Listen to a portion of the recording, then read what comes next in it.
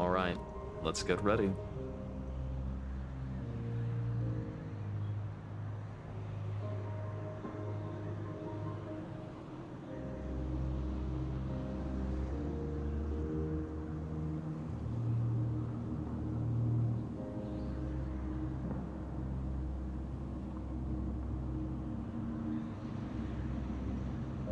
Let's see.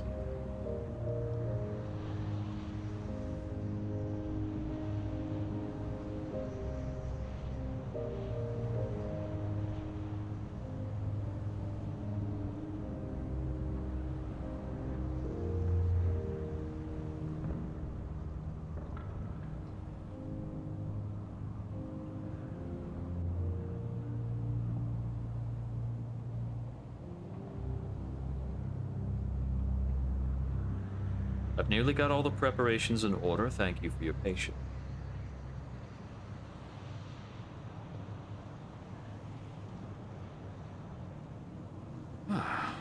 Good evening.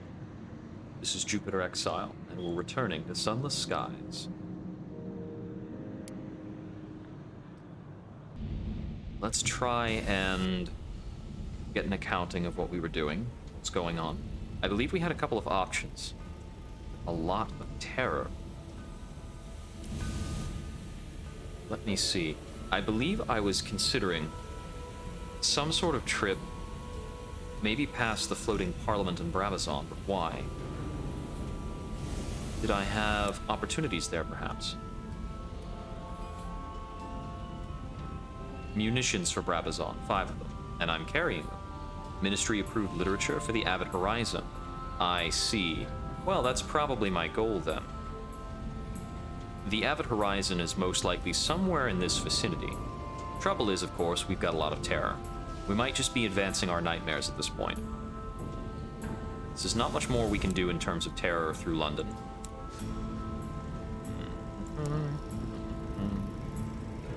Hostrup Deep is most likely close to the Clockwork Sun.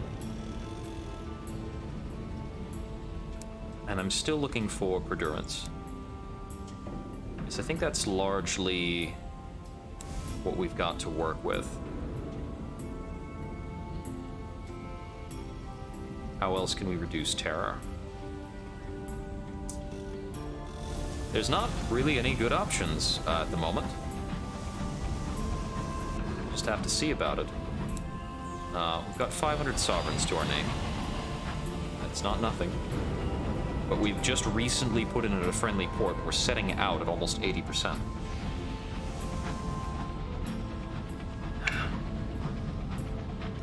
Quite the unwholesome situation. This is a good lead on Brabazon. The useless cat, too liberal with its affections, set about wooing the princess's coats. She was not amused.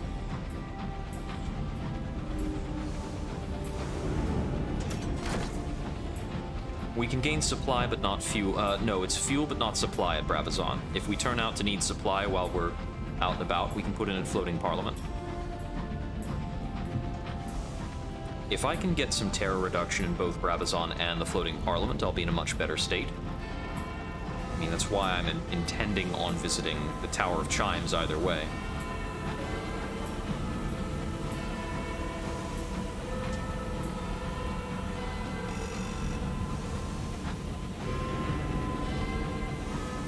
That's a marauder.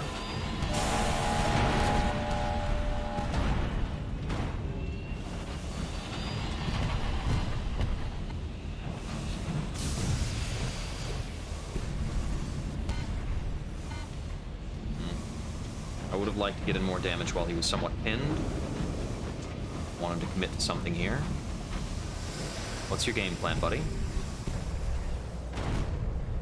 There's a good shot.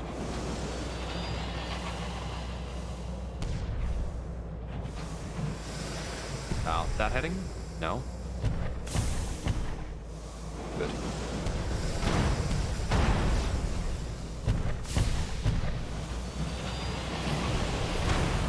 Got him. Could you please reduce my terror? No luck. I think there's a little bit of terror gain as well for being hit, which is unfortunate to take in that case.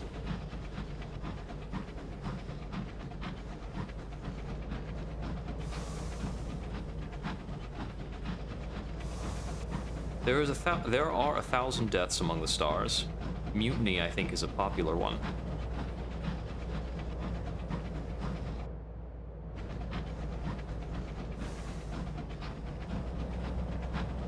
Let's just make it a little nice.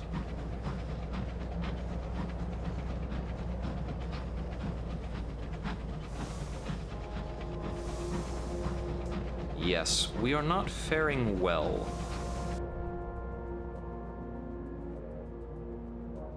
A certain otherworldly artifact has begun to appear persistently in your dreams. I believe this will allow us to accrue nightmares. We're going to do that. Nightmares are now 2 awful. 3 purposeful blows with a lump hammer, and the artifact lies in pieces. You sweep the remains away. The crew are pleased. Yours weren't the only dreams the artifact had insinuated itself into. When next you dream, you're in a field of violet chrysanthemums. The artifact is there too. No longer discreet, but vast. Vast as the face of a mountain, its shadow wide as night.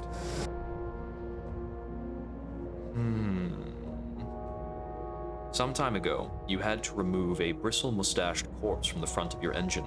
Now the corpse is back. It is knocking politely on the exterior hatch and asking if it can come in. Not for long, you understand, just to warm up. It's chilly out. I will allow it. It is indeed chilly out.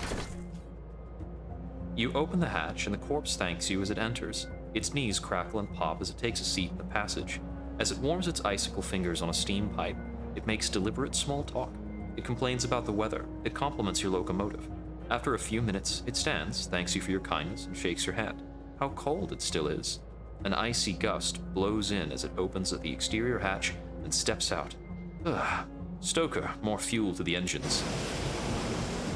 Weird things begin to happen when your terror gets higher. Or nightmares, rather.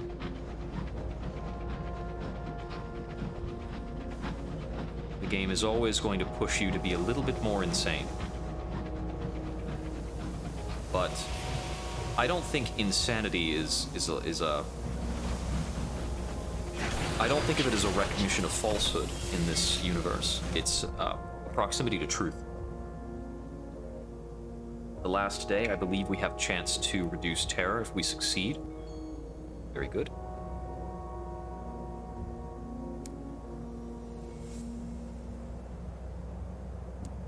Travel to Little Nice. Recline on a bench. Now I can get to terror reduction options. Well, I suppose I should get a port report while I'm here. I don't have one, right? I do not. I think I can just go directly to the hideout of the revolutionaries and get a port report from here. I can go to the back streets from here, and in this way, get a port report.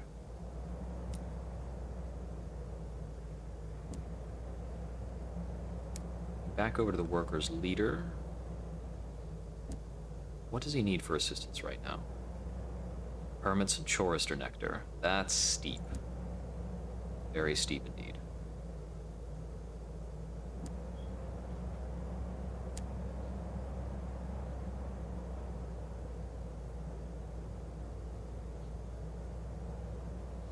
I only have the one permit.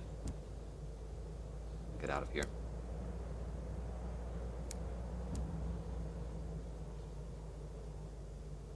Supply them with their carefully packed munitions. Gaining a savage secret. This also reduced unrest in Brabazon, which is an ongoing tracker.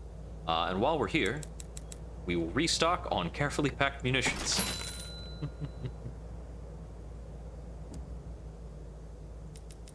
And I'll buy myself a bit of fuel so that I can commit to some exploration. And with that, I'm going to travel to the floating parliament, I think. Let's see, I think there's a slight out going up this way, but I'm not sure if it's worth the time. I'm interested in this stretch of exploration, just a bit. Every little scrap of the map should be revealed.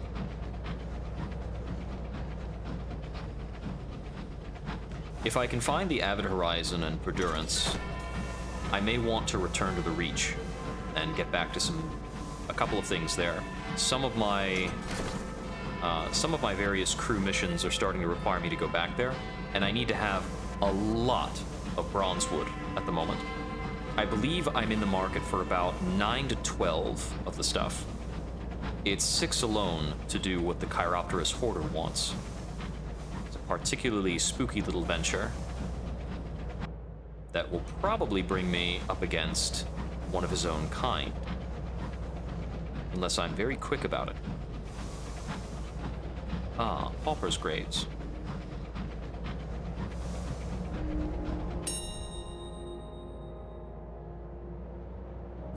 Pay respects. Ah. Scribe Spinster. Actually, if I have a need for bronzewood... Ah, just slightly out of range.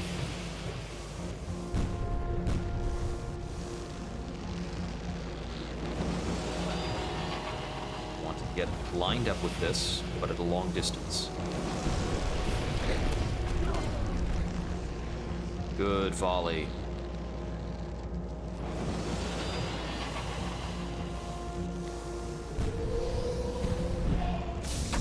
Ah, that hit.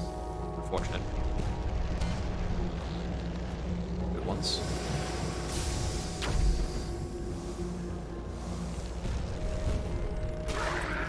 Alright. It took one hit to see that done. It's not the worst. Let's see if we can carve that apart. I'm not very good at this. What's the damage? Okay, we acquire only sovereigns, but we don't get the bronzewood. Your guns did their work too well, and the spinster had been reduced to smithereens. Managed to scavenge a bundle of arm-length, razor-edged splinters. Not enough for the train yards, but perhaps enough for replacement chair legs, or a handful of snuff boxes for well-to-do Londoners. Still valuable, at the very least. Still enough to pay for the damage of that shot we took. There's that broken pipe looks somewhat like a large fish, like an eel seeking to snap at us from beneath the mists. Okay, so indeed, there's no gap here. It's kind of a little bump near Parliament.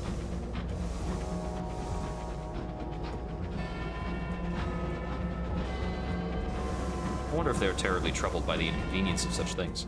I'm going to check and see if there might be a landmark in this little alcove. We're very close to leveling up and getting a new facet. About a little over 500 experience. Finding the Avid Horizon would be enough.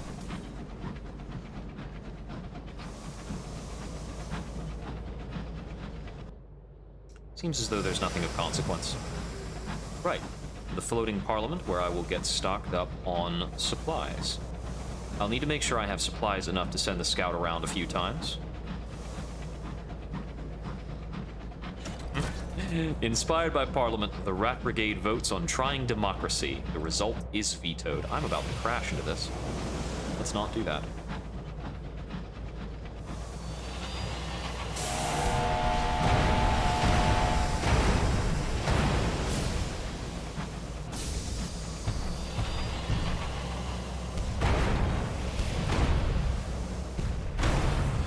Excellent. Oh. The repairs? Yeah, we still have a lot of sailing to do. Let's go for the repairs. But 9 points of hull, that's approximately 27 sovereigns worth. We do have one moment of inspiration to reduce our terror at Magdalene's. It would be best if we had a bit more, but the cost does keep going up. Terror is a slow and insidious killer. People's perpetual protest will enjoy a scone on the lawn. So, I believe that your aunt is in the game, because apparently the possession of an aunt will change this event.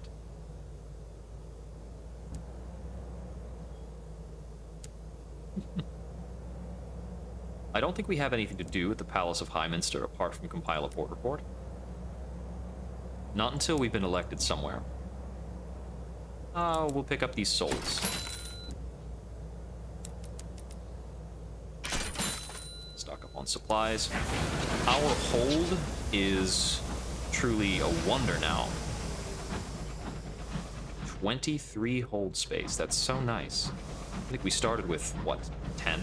Ugh.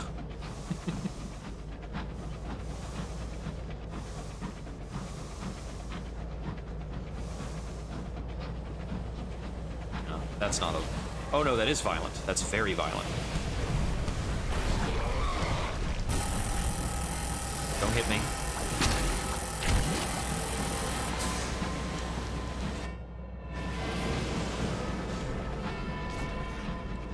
Are we clear? Dreadnought was sure to have a lot of hull. Not the kind of fight I want to be picking.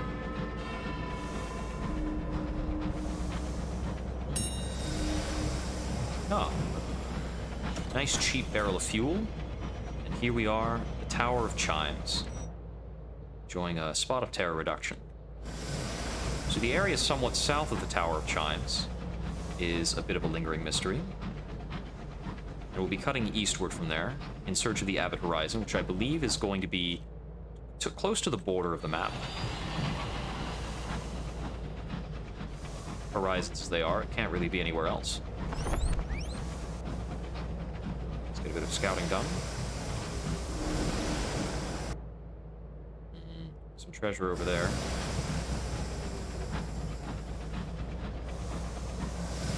It's a mechanical bat that it rides. Huh. Bleak place, high and windy as a heathered moor. Delaney's Frank.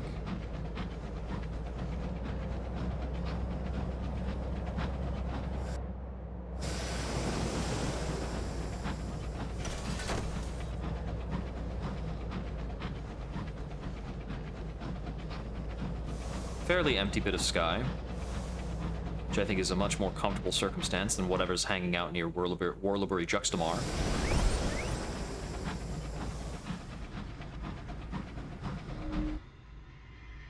Something harvestable over there, but I think...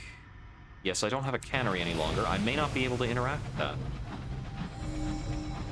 Frost creeps pale, ferny fingers across the glass. Ah, it's cold here. This is the approach to the Abbot Horizon, then. I can't recall if this section of sky has anything truly horrifying.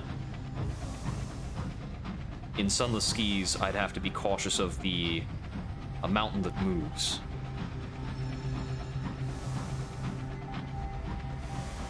Of course, the skies here are soupy, somewhat more sea-like.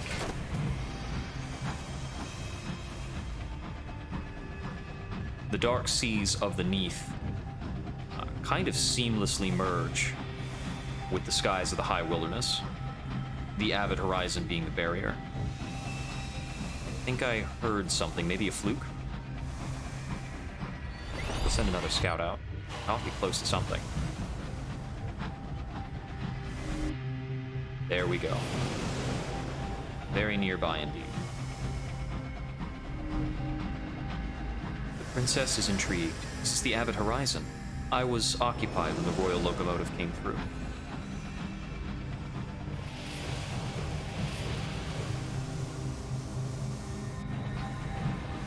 Below the Abbot Horizon, you can see boats.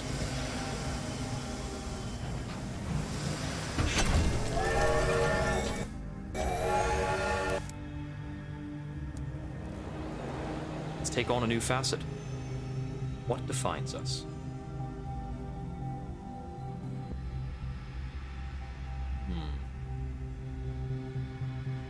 Let's see. Mirrors are only above 50 because of some buffs. 45 is an important breakpoint. We've barely got our veils at 45. Irons and hearts are much lower. Nothing is mirrors forward.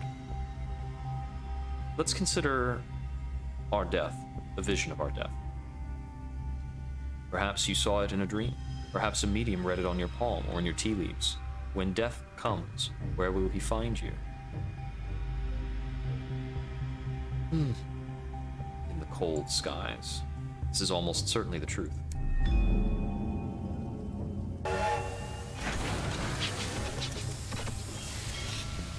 Let's rise to the challenge and defy this. The very edge of the high wilderness.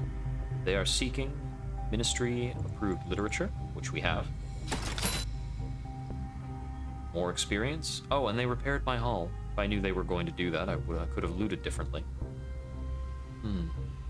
Lots of hours, a squandering of time. The acting senior probator has raided the backrooms for unused consignments of hours. The last thing anybody wants, he says, is to spend even more time here. And they sell tea. What stories do we have around the Home Office? The border between now and then, here and there, the skies and earth. The few lonely buildings of the port face of the great gate of the avid horizon. Bordered by two vast winged statues, the gate towers over the shrouded sea that divides the port and the gate. The other side of the gate opens far beneath the earth, on the bleak shore of a subterranean sea. London rested there for a while Her Majesty was indisposed with grief. A handful of years ago, though, she led an exodus of Londoners through the avid horizon and into the sky. You were among them. Do you remember how you came to this place? A hurried escape in the night, fleeing with your precious contraband of uncensored poetry. The newly invigorated Ministry of Public Decency hammering at your office door in the dead of night, gaslight streaming through your windows as you pocketed Baudelaire and Boccaccio and made for the college stair. A carriage to Wolfstack Docks, and from there, a little steamer north. Your papers were fake, but your money was good. The captain asked no questions. Weeks later, through the northern ice and the dark beneath the world, you reached the gate. The statues loomed like giants. The door was open, and the space within was filled with suns and stars and the gold of heaven. The Home Office occupies a stately, albeit crumbling manor house on the edge of an icy precipice high above the quiet sea. Once, thousands passed through its elegant halls on their way into Albion. The gate is closed now, though, and has been for over a year. No one comes through and no one leaves. Now only a skeleton crew staffs it, and only a handful of incomers remain, stuck here waiting for pardons or permissions that never came. Her renewed majesty has a long memory. A few bureaucrats stationed at the avid horizon for one departmental sin or another reside in desperate melancholy. Those detained within the fated confines of the Bureau are almost reconciled to their fate, listlessly hoping for a reprieve from London that will likely never come. Beyond the Bureau, the sea and the sky lingers like morning mist. Exiles dwell there on tethered ships strung together, dwarfed by the eternal and uncaring statues that mark the gate to a home that cannot be returned to.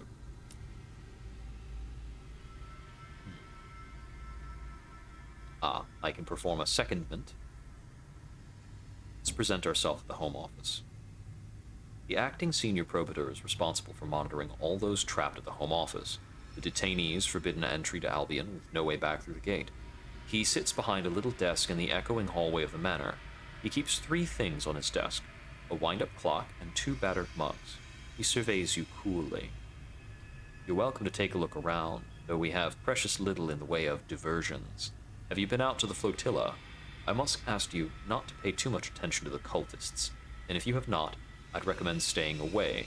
There are good reasons they were never allowed into Albion.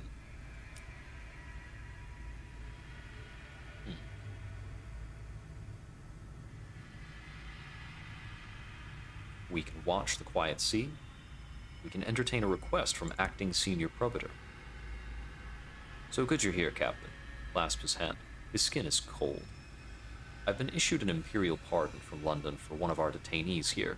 He looks at the 3 nearest guests of the Home Office, who are following the conversation intently. Just the one, mind. Procedure demands that someone cannot be pardoned without an independent witness vouching for them. It would be highly inappropriate for me to do so. He gives you a beseeching look. If you would, do speak to them, those 3. Return to me when you've made your choice. They were not detained in a specific way, or the pardon is non-specific.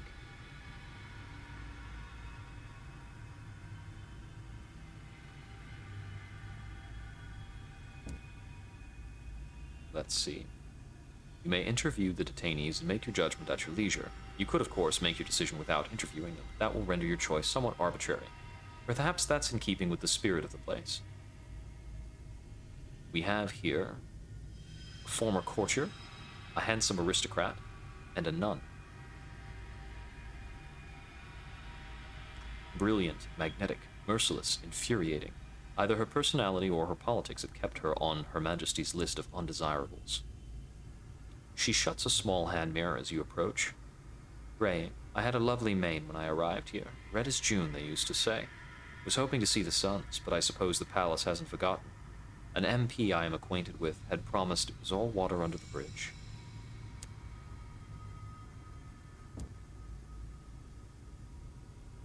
He summons a dazzling smile as you approach. Oh, at last, my captain! May I call you captain? He does not wait for a response. It's been a dreadful mix-up. I have a twin brother in London, you see. Terrible sort. Rather ruined my reputation with Her Majesty. She looks down her cigarette at you and sighs. If I could have gone home by now, I would have. Nothing's worth this much bloody waiting. Pardon my imperial. Was going to stay in a convent in the mausoleum. That's been something now. So I can go to these places to learn more details about these people, or I can make a decision. Why not? We like sailing around and learning things. 30 sovereigns to take tea. Why not? Steeped and stewed, the tea has lingered in the Home Office for a very long time. An elderly detainee leans in conspiratorially. Much better than a few years back. It's improved with age, matured. The detainee is quickly shuffled away so that you can enjoy your tea in peace.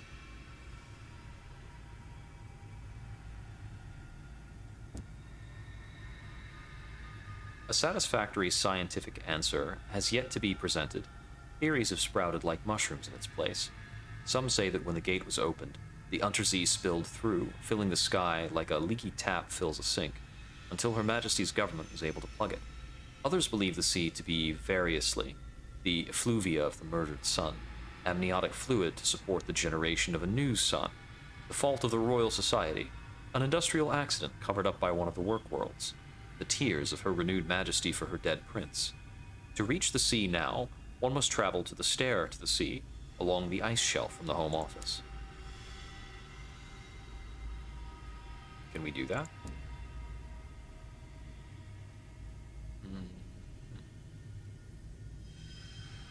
I don't think I've seen this option.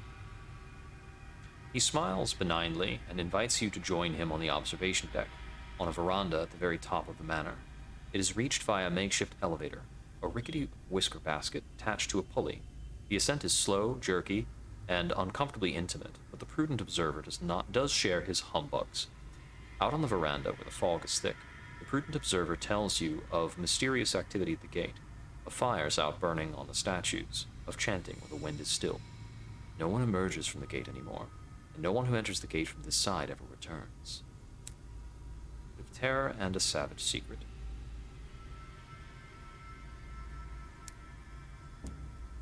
Alright, so I suppose that is an exhaustion of opportunities here. I'll buy up some of these hours. I'll buy up all but one of our hold space. I had thought there was more to do here. I think there's another docking point apart from the Home Bureau. Or something like that. How do you get down to the flotilla? Things like that. I loosely remembered there's a way to do so. The Supralapsarians.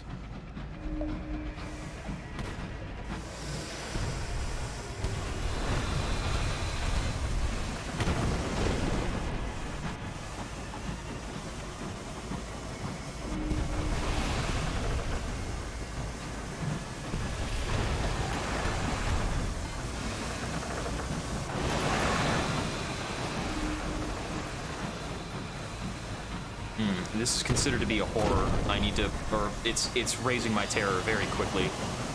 I'm near something scary.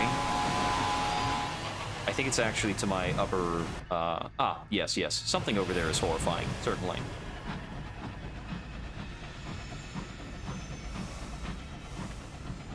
Come on, you're gonna come back around if I don't chase you down, aren't you? Ah, he's gone. Okay, so there's something horrifying over there.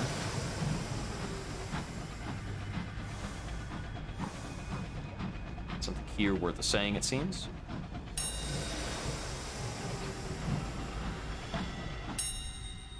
The Avid Horizon. 2 vast winged statues. Yes, very good. What might you find on this bleak waste? This was only ever a place to pass through, never a destination. Bitter cold rhymes every surface. A merciless wind passes without effort through even your sky suit to flash your lungs. You will not stay here long.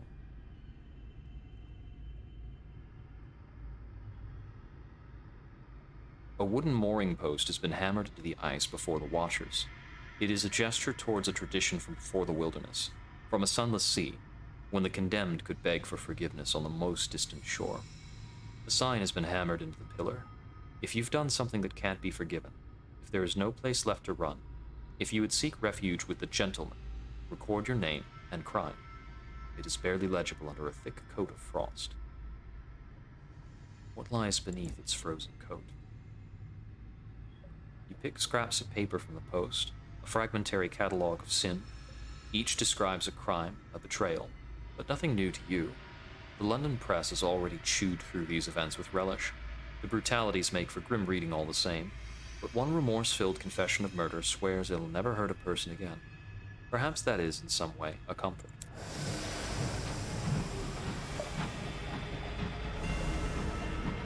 Here it is, the Avid Horizon proper. There you are.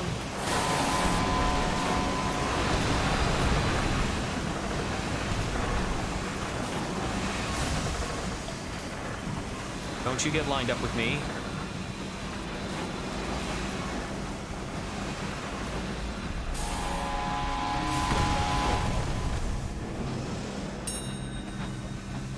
Vision of the heavens. Come on, what have you slammed into? Are you trapped against something? There you are. Done. No more.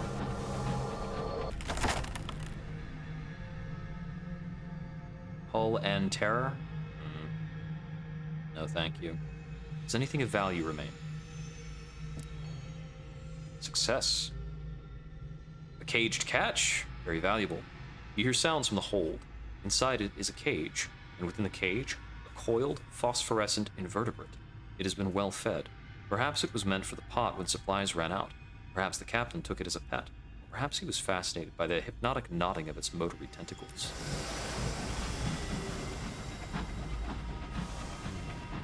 Ah, here we go. There's a second dock. Stare to the sea.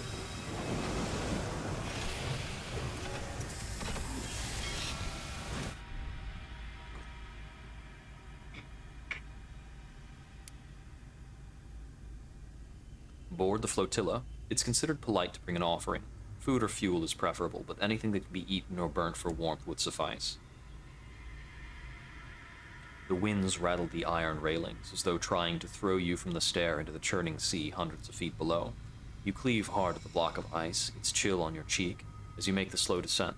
Your fingers are thoroughly frozen by the time you reach the bottom, and stand on the rusted iron platform that marks the beginning of the flotilla.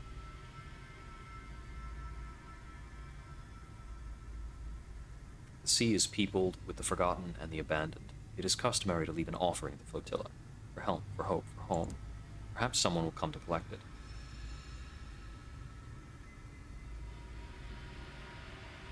Food, fuel, a body.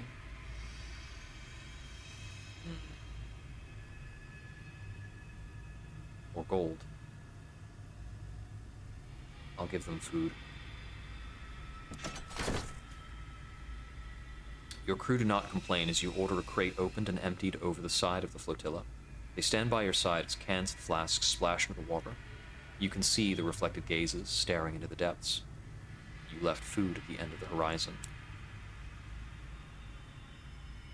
A figure in an antiquated frock coat steps out of the mist. A fine evening to you. We were impressed with your offering. The man lowers his hood. His features are striking, made all the more so by the lattice of tattoos marking his face like a verdant birthmark. He extends his hands. The word made flesh. And you have fed ours. We would be glad, the Superlapsarians and I, to welcome you to our little enclave in the flotilla. He lowers his cloak to expose his tattooed collarbone. But first you must read. I will accept. The tattoos on his collar are a jumble of words and pictures. You make out a crab in a cave, a candle and a roof. You recite the words you find there. I am home. He embraces you, bony arms wrapped around your frame like stumbling into a coffin. Yes, you are home. Follow me. We're all at the flotilla at the moment. I dislike the arrangement, but there are too few of us to survive alone. If you like, I shall teach you to read. He says read with a weighty, portentous inflection. Here, among abandoned boats on the quiet sea, similarly abandoned and forgotten of Albion have made their homes. The cults share this space for warmth and for shelter. Some boats are covered, others converted into makeshift anchorages, reflectories, and cells. Hopeful acolytes flock to one ecstatic figure or another, raving about this doctrine or that. Your new friends are one cult among three. The sanctified, the loose collection of souls who follow the jolly anchorite, are communal, fraternal, jovial. The Superlapsarians, who follow the illuminating archivist, do everything by their book, which, when they can agree upon, interpretation.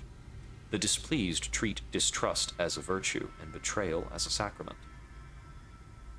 A woman is lying on a wheel that sits atop a pole, rises over the flotilla. She does not speak, but only watches the gate.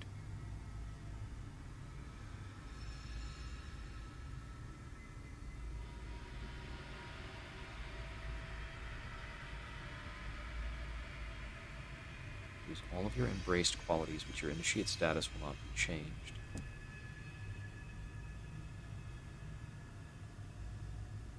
5 ministry-approved literature to read further. I see. You may copy the text from my skin so that you may have it with you always. Interesting. What of the silent mystic? The woman lies on the wheel, her eyes on the looming shadows of the gate. She does not bother to look your way as you reach the top of the ladder. Rotting fruits, dried flowers, and tarnished nameplates lie ignored at the edge of the wheel.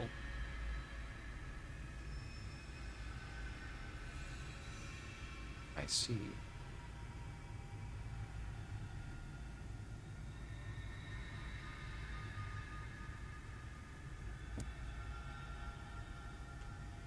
She rolls back her head to gaze at you. Her mouth twitches downward. A hand lolls listlessly in your direction. I do not sense the hunger of the true ascetic in you. Wear the name, the knife, wear the book. Be gone, and waste not my time. Her eyes roll back. Return when you have learned something. If one of the cults claims you as their own initiate, then I might be interested in speaking to you. Will I lay my head at night? Because you were selected by one of the leaders of the mystics to uncover their sacred mysteries, you may sleep where you like.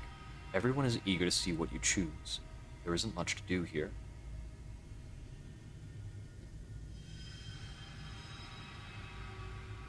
Strengthened by tradition. Where they sleep, you sleep.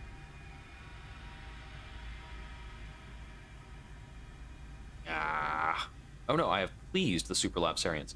When Londoners sleep, they do so regardless of their surroundings. Noise shall not disturb them, nor light rouse them. A Londoner can sleep through damnation. They keep to their regular hours, for they have adapted to the endless darkness beneath the earth. The words wash over you as you lay down to sleep.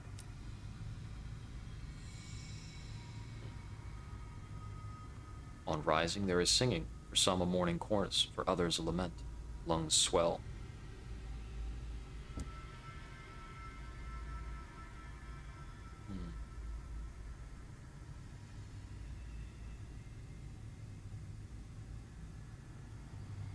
Let's see. I will sing of the place I left behind. Please the Superlapsarians. You were invited to sit sup tea and drink mushroom rind with the Superlapsarians. Whispers wash in from somewhere to the north. The flotilla is shrouded in a hush.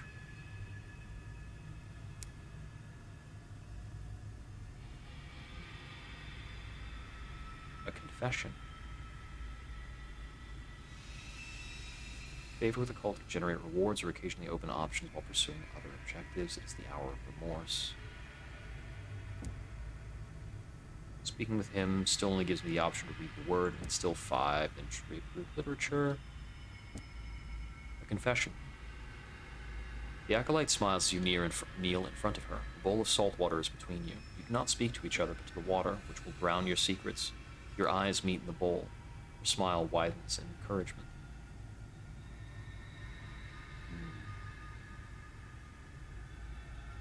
I expect despair is related to the betrayed.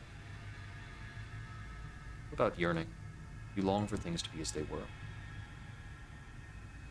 The acolyte nods encouragingly. She speaks a few words from the book. I, too, long for all manner of things. Her eyes widen as though she misspoke. I mean that I wish to see sunlight and starlight again, but we have fallen and such things are denied to us. She leans in to whisper her own confession to the bowl. Accepted by the Superlapsarians.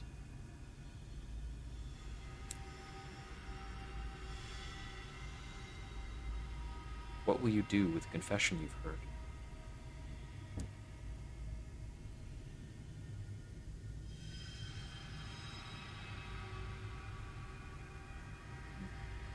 The Superlapsarians have elaborate rituals surrounding confessions.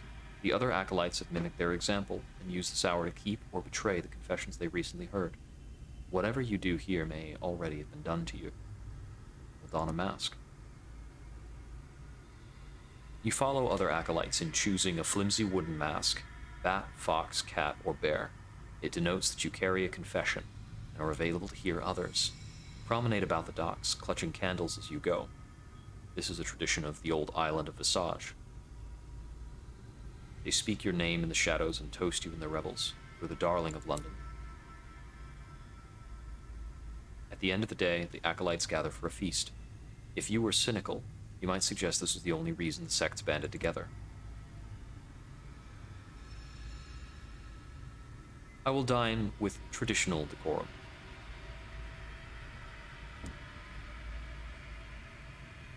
You will not eat until you have located the appropriate cutlery. You pass to the left and take from the right. You won't use the tablecloth as a napkin. The Superlapsarians look on admiringly, while the Sanctified get juices all over their clothes. It's as though you never left, they whisper to each other, their eyes agleam with something akin to hope. As the other cultists are departing, your friends among the Superlapsarians bid you join them. They promise a reward.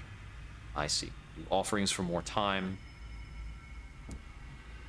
So you need to try and please a cult throughout the entire time. Yes, and this recycles me with the Superlapsarian. You are brought to a warm underdeck, which might once have been a hold. A fire roars in a hearth, and the ceiling is painted with false stars. The illuminated archivist smiles to greet you and pours you tea, which you are instructed to serve to the silent mystic. I have been pleased by the observances of this cult, she says to you. Perhaps there's something in it.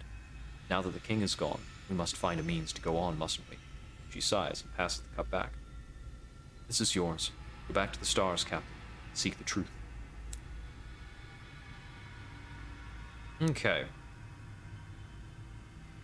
Lose all of your embraced qualities, but your initiate status will not be changed. So it seems to me that you have to be ingratiated with one or more of the cults in order to genuinely progress here. You need to give offerings for time in the flotilla. This is a major expenditure type of area, and I think it's the kind of thing that is much more meaningful if you are seeking the truth rather than, just money. You can approach the gate. Your crew plead with you to stay. I don't really want to be approaching the gate. You can also sacrifice hours to appease the burrower below. A half-mad Skyfarer once told you that the burrower devours time, and that the door at the Avid Horizon was sacred to her. I'm short by 1 hour, but also I have not angered the borrower below. Okay. Let's go.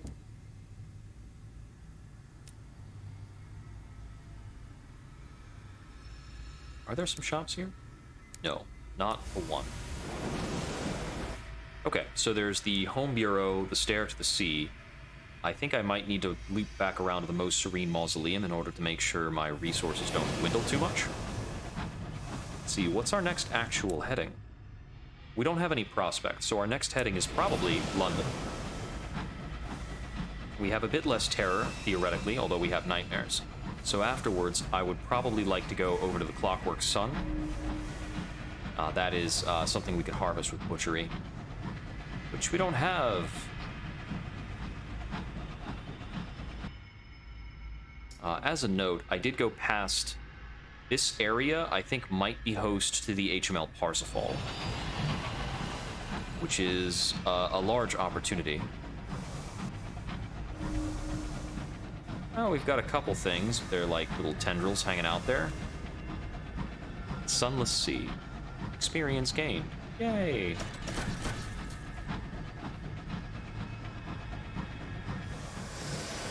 Alright.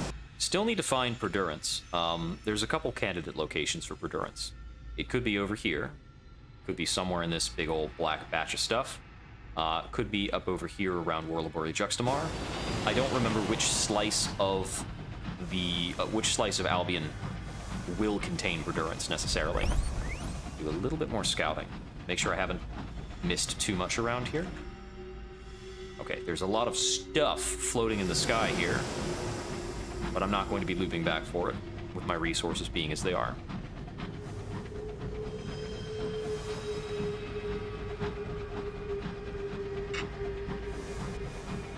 There are a lot of horrors in Albion. I found 5 horrors and a well. I don't know if that's actually terribly different from the numbers in other places. Steady firing. Doing battle with Marauder. I'm not going to get involved there. I am going to take a bit of a look-see here. This dead star, I think. You look to be a little hot.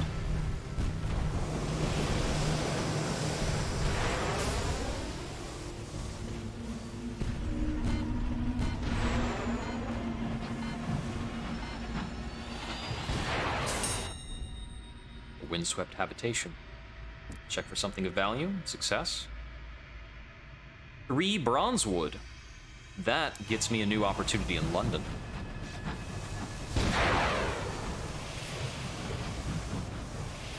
I might be able to get shots on it while it's correcting its angle. That's an interesting little gun.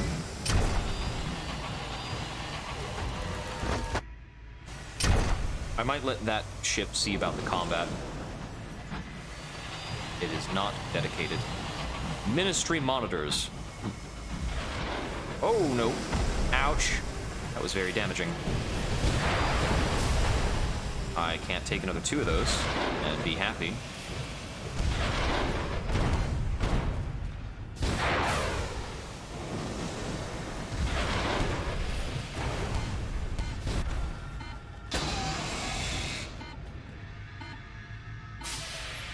All right. That's enough of that. Whew. Handy bit of damage. Yes, let's strip it for parts. Equipped with reinforced plating to better weather the ire of Albion's dreadnoughts. Not a full repair, but quite a lot. Grave robbers. Okay, with 3 bronzewood, I can continue the story for the fatalistic signalman. The vagabond is horrifying your crew with improbable stories about the ghosts that haunt the mausoleum. Ooh. We don't have a lot of hold space to spare on restocking here, oddly enough.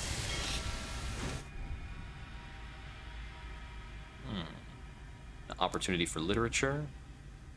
They have a bargain for rolls of thirsty bombazine. At the very least, I need about this much to move on, and that's probably going to cripple me out of doing anything else particularly interesting. We'll attend a Skyfarer's funeral for the terror reduction.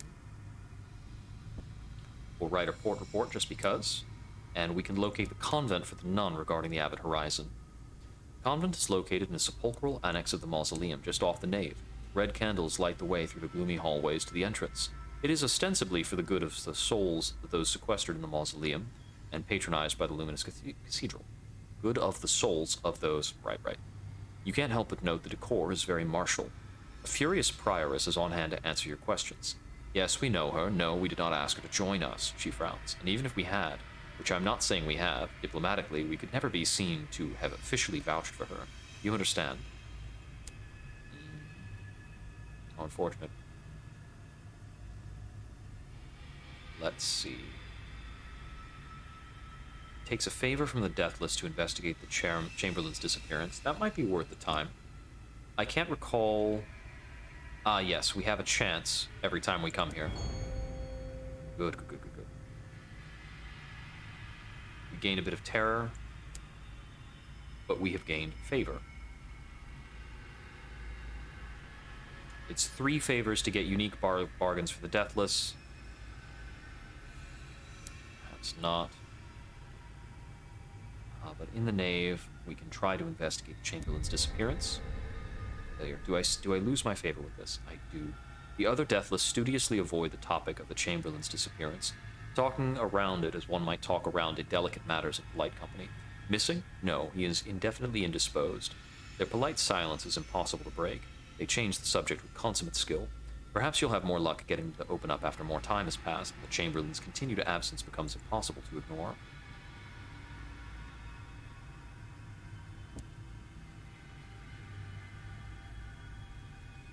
I'm not going to concern myself too much with the Prince Consort. One roll of bombazine. Let's make our way back to London. This is not usually too eventful.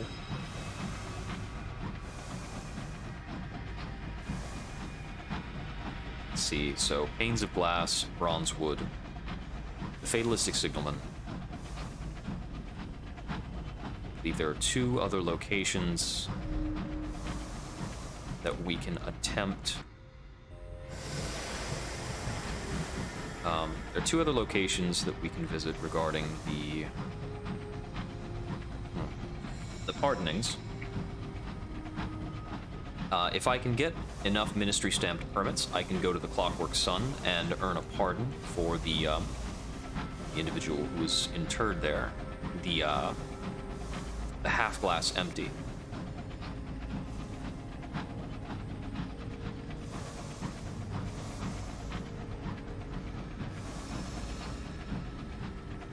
I have tremendous respect for people who are able to spin simple wordplay into horror.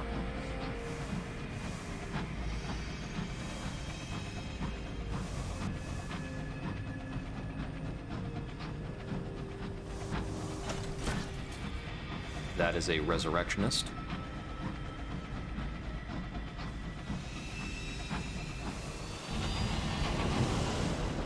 I think hunting resurrectionists is actually quite reasonably profitable. Hunting a lot of things is quite reasonably profitable. Not quite as profitable as making good on prospects. Making good on prospects is why I carry so many excess trade goods around, so that I always have what I need.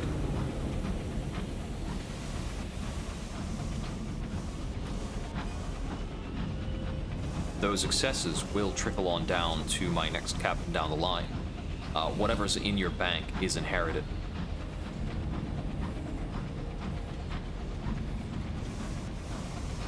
Okay, returning to the home port.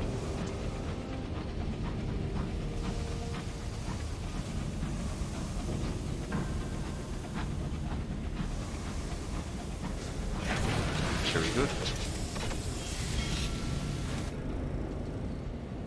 Your aunt is here, dear God. There she is. Somehow she has found her way to the high wilderness. She's trying to get your attention with the frantic waving of her horrible hat. I know you've seen me. Listen, I've quite exhausted my possibilities here. I am a serviceable quartermaster. I have friends everywhere, and my scones are to die for. How's that for a curriculum vitae? Now let me aboard. Is she even your real aunt? Either way, you'll have to deal with her. If you don't recruit her, you will risk her wrath. Filial piety demands as much, and she does make a damn fine scone. You have recruited the inconvenient aunt. She smiles with sincere delight. Here, take my bag. Her bag is very heavy, and my hat. Her hat is also very heavy. Your crew are alarmed when she boards your engine. Their alarm only increases when she begins to pass comment. After a thorough survey of your locomotive, she graces you with a smile. There's work to be done. She has extracted gossip from you before she is even boarded. This woman is skilled. Let's see. 5 panes of stained glass to Warlebury Juxtamar, and enough tea to fuel the sun. The Clockwork Sun does not, of course, run on tea, but the battalion of engineers who maintain it surely must, every month, as new tender for 3 caddies of dry tea is offered. Regular as, yes, clockwork. That we're definitely going to do. Glass to Warlebury. Let's see how much glass I have. I need 3 panes of the stuff to make good on a storyline. So I'm not going to have another 5 panes afterwards. That being said, oof, we're looking stocked up. Was that 3 or 5 caddies of dried tea? 3 caddies. Done, done. No problem. Stock up at fuel, Spital Fields. This is enough for a journey to the Clockwork Sun, loosely. Oh, you know, I think you're right about getting panes at the sun. Let me see. If I only need to get 2 more panes at the sun, you know, I should go to the sun, buy them, come back to London, and then go to Warlebury. The route from the Clockwork Sun to Warlebury is not that kind. And I want to be holding extra supplies and fuel for my journey to the sun. Although actually, my hold is going to free up a bit after I've done this local story with the Fatalistic Signalman. So let's actually do this work with the Fatalistic Signalman, and then I'll reevaluate somewhat. Find the listless aristocrat's brother. Has to be done. It takes some time to track down someone resembling the aristocrat. The sooty slums are empty of any fallen nobility. The grand houses close their doors to you. It's as if London would prefer all the teenies of the Abbot Horizon to remain there. You've all but given up when you receive a note to meet in the Crown Jewel. A distinguished gentleman sits by the fire. His porcelain features a flawless mirror of his brother's. He intimates a litany of unsavory habits and hobbies possessed by his younger siblings. Calumny in the nursery, scandal in boarding school, horror in the Young Stags Club. He would very much prefer it if his brother were to stay where he was. I get the feeling that all of these people are undesirables, and we'll have to choose who to spite more than anything else. We'll get a full hull repair. I believe that... what's it called? I believe that the stalwart bookkeeper is unable to provide me with... Yes, he cannot provide me with ministry-stamped paperwork, so we don't turn things into him. We need more paperwork. I'm going to do the Fatalistic Signalman's plotline, get at least 2 more ministry-stamped paperwork, which will allow me to free the half-glass empty when I put in at the Clockwork Sun, where I will also acquire tea. And yes, they export panes of stained glass, so we can acquire more glass panes there, which we should have the capital for. They're not cheap. I think they run at 200 sovereigns as the standard price for panes of glass. But we can turn that around. Which does mean I should pick up on the prospect, actually. Right then. In search of the Quixotic Squire, we will offer to make certain urgent repairs to the home in exchange for information. Now that you and the Baronet are connected in a near-feudal relationship of service and obligation, he can gossip freely. It is, he decides, preferable to paying you.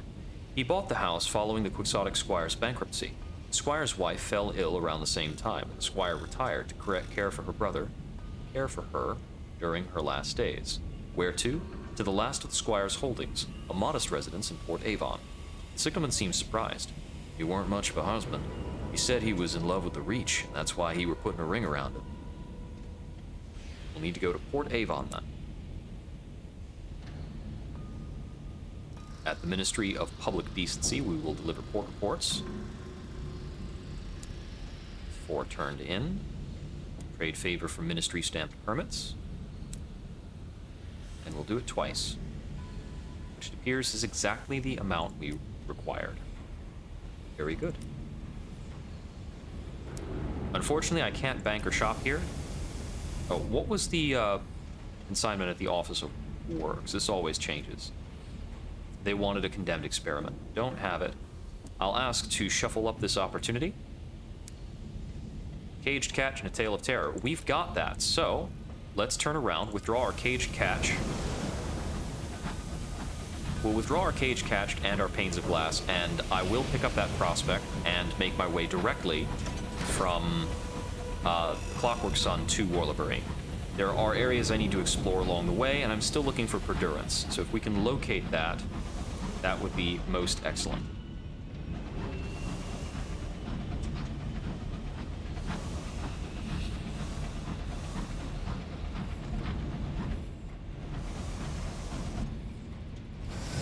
Okay, I was getting like a mite antsy about that little turn for no reason.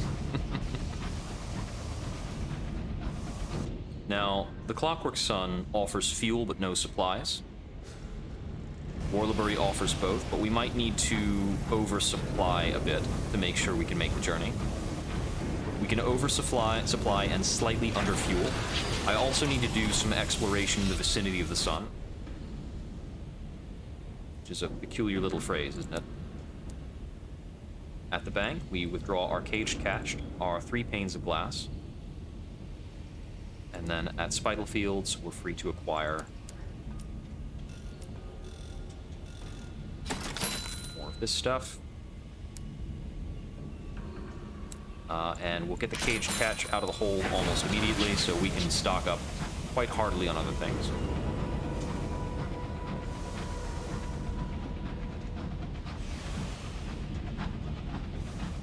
Alright, so it's up to... Oh, I didn't pick up the opportunity. Ay. Moving too fast.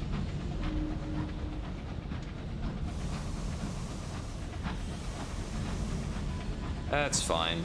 We have at least enough sovereigns to bumble around St. Dominic's for a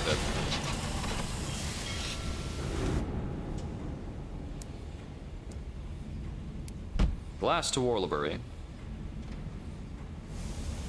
Often salvaged from deranged dreadnoughts. Noteworthy, although deranged dreadnoughts are really hard to take down. They're the ones with glass shards sticking out of the front. Go figure.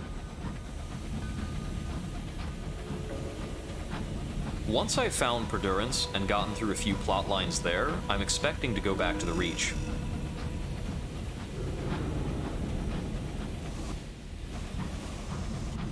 Putting in at the ministries.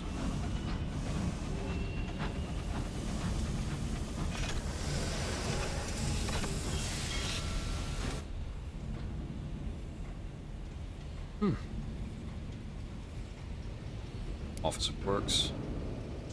There we go. Yes. 350 sovereigns in exchange for the caged catch and the tale of terror, and we got the strength of the sun up to searing.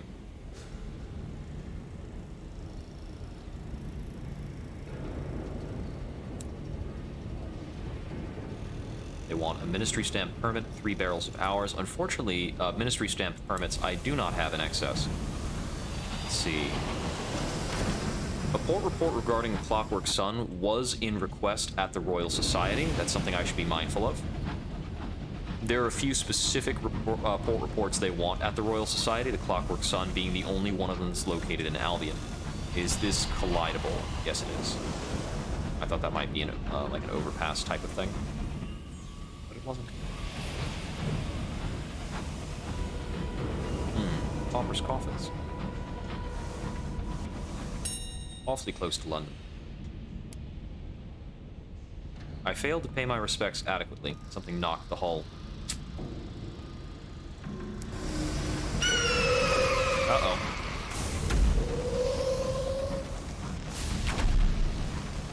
A little bit more distance, please.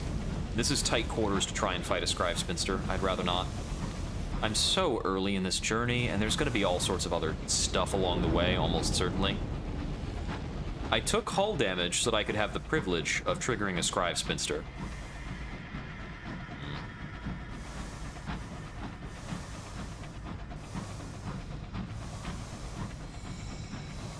Okay, around here.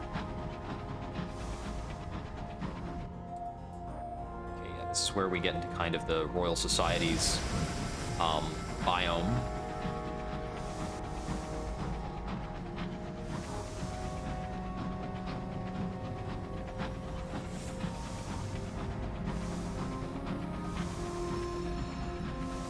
I'm also quite confident that there will be no entry along this side. This is not the way I meant to go. But we can interact with this. A windswept habitation. Search for something of value. We're pretty good at scavenging these. A pane of stained glass. That saves me about 200 sovereigns. Excellent. Oh yeah, the wreck of the boatman is still considered to be... it's still in the same spot. I just don't think there's much to be done for going back there.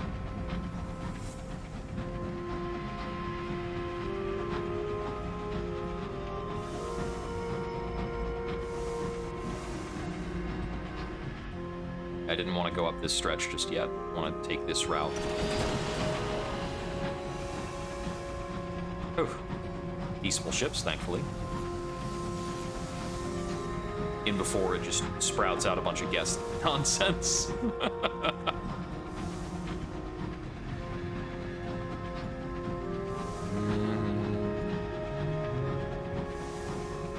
I've had just a few folks tuning in to the captain's log, as it were, when I get these recordings put up. I've been thinking about recording a series of reviews on Dungeons & Dragons rules variants.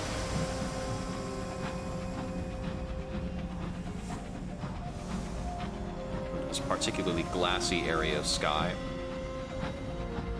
As absurdly bright, somewhat horrifying as it is. Let's get a scout out.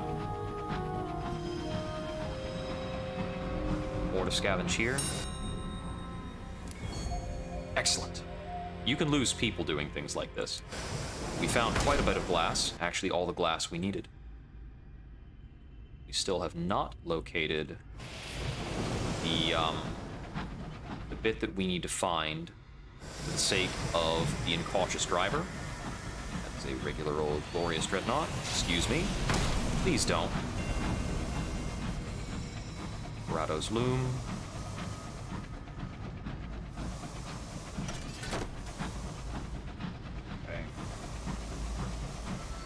Let me check in the journal momentarily. Incautious driver, incautious driver. Got a lot going on. Still need to learn more about my aunt.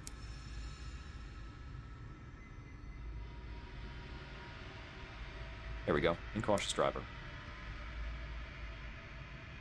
The rogue verdant fragment meant to hide itself in Hawstrip Deep, a barren corner of the sky, the east-northeast of London. When you're close, you need to use your scout to find it. Okay. This does remind me, I need to chat with my aunt. She would like a tale of terror. I'm rather busy, she insists. Perhaps if you tell her something ghoulish, she'll pay attention to you. Good lord, are you all right? She immediately bakes you a batch of scones. She doesn't even comment on the order in which you apply the jam and the cream. I know it'll cheer you up, she says briskly. I've been invited to a little soiree by Bunty, she pauses. An old school friend. I think she's head of deniable constables now. You'll come with me, won't you? It'll take your mind off things. She considers for a moment. I must warn you, it's a very particular evening. Old enmities put aside, that sort of thing. It's at Carillon. My terror's actually fallen. The smell of baking wafts through your locomotive. What is she up to?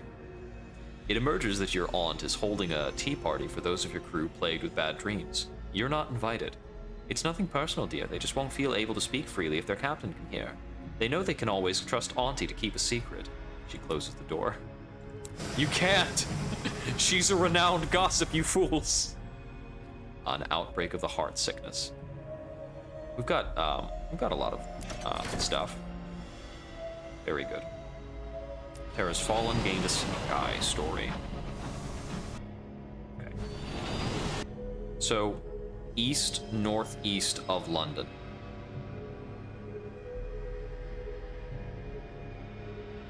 The east-northeast should relate to about this 1/8 slice. I think the Hostrip Deep is very far from London, necessarily. So, should be fairly close to around this area. Scouting.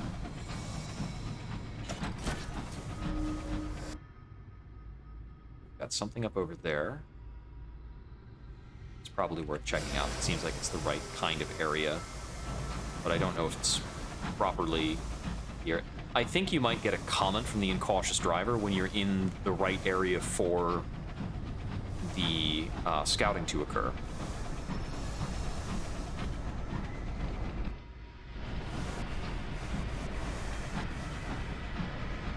But I don't recall it being quite this close to the Clockwork Sun last time. I don't know what the rules are for generating this location.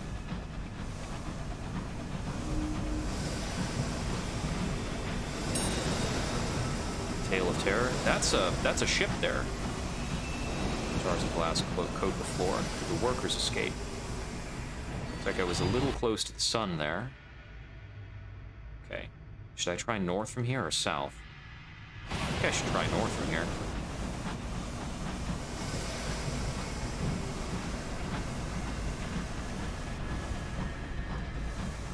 I think I should just put in my visit with the Clockwork Sun at this point.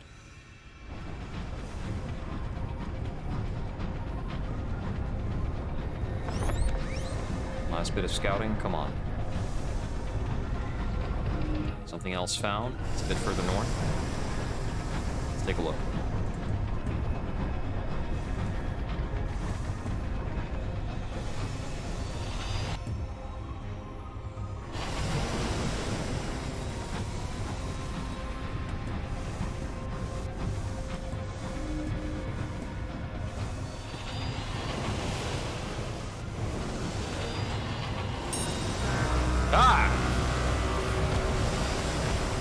This is the worst. What the...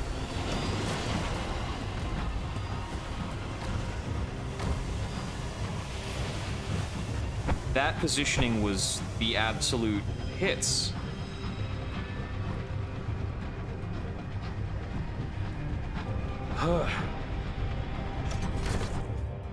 Well, I'm going to put in at the Clockwork Sun, at least.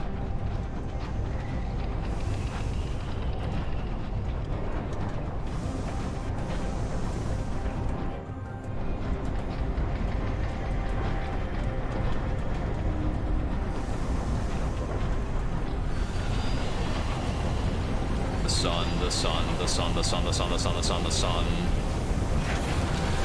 It's very bright right now. I believe it causes more terror while it's bright.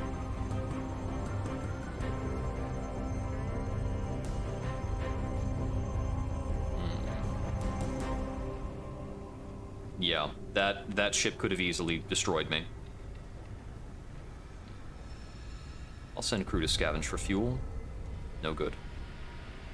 Not all of your crew returns. Survivors refuse to speak of what happened on their mission. They silently roll the stolen fuel into the cargo hold, flinching at shafts of light. Unfortunate. Report on the Clockwork Sun.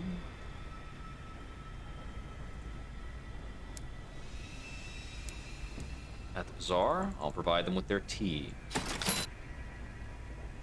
Ah, they get me an extra ministry stamped permit. Bit of experience.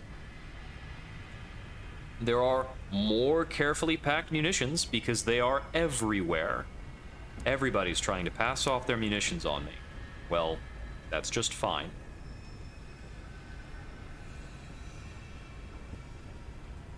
moves towards azimuth that this individual can be freed. I can complete my charitable mission.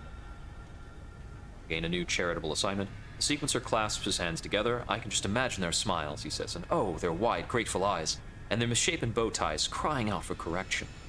He sends his orderlies to fetch your payment. There's a glint in his eye. I knew I was right about you. The sequence brought us together for a reason. We should send another package.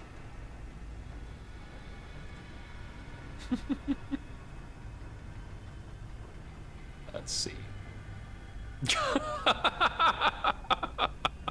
I can suggest an alternative gift, maybe send them food or medicine, or, you know, just some money. Or I can prioritize my own personal gain. What orphans really want is untraceable gold ingots.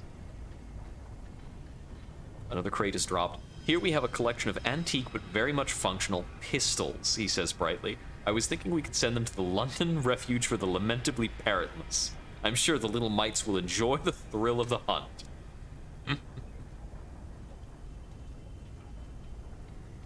Let's see. I'm going to see if I can just make more money out of this. There will always be more orphans, sadly enough. A sudden light enters the sequencer's eyes. I see. I suppose, then, they can simply purchase whatever they need the most. An excellent idea, my friend. Thank you. A few hours later, your crew are carrying a package of solid gold ingots back to your train, theoretically bound for delivery to the orphanage. You will, of course, funnel it directly to a fence instead. Deliver your package to a fence in London. Sorry, orphans. Not today. Sitting in the glass house.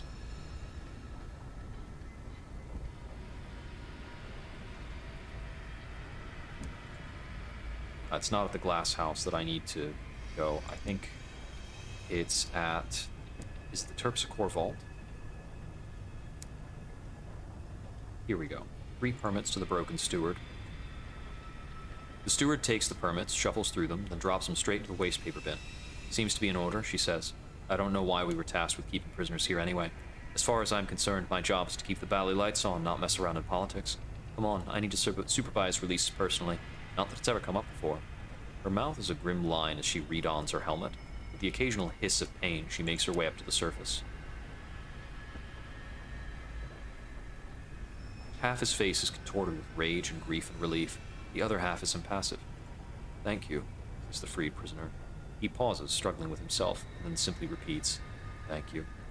Shuffling awkwardly, partly assisted by your crew, the half-glass empty boards your train. He doesn't know where he wants to go yet, he says, just away. Those are the things we wanted to do here, by and large. I can acquire a bit more fuel at the decommissary. And I can, I guess, get more munitions. They're cheap. I can't resist.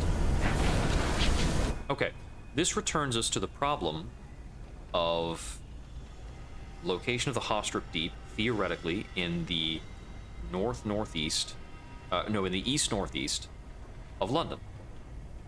Theoretically, somewhat close to the outside. Let's pull away from the sun a bit before I stop to think. Wait until the terror stops flashing. There we go. Okay. East-northeast of London. A barren corner of the sky. I think it's got to be outside of this glass biome.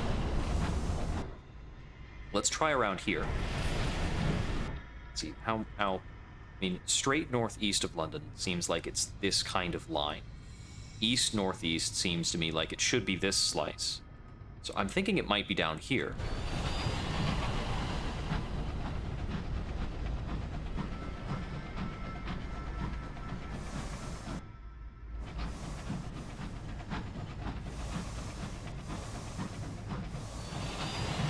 I've got to be a bit careful with my health at this point.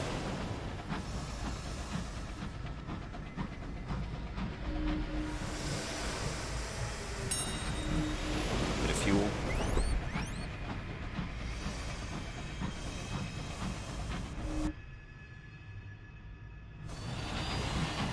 Stuff up there, something to the south that I don't want to interact with. Cantankery. if Hostrip Deep turns up to be in this part of the sky, it won't be the first time that the quest log has been misleading.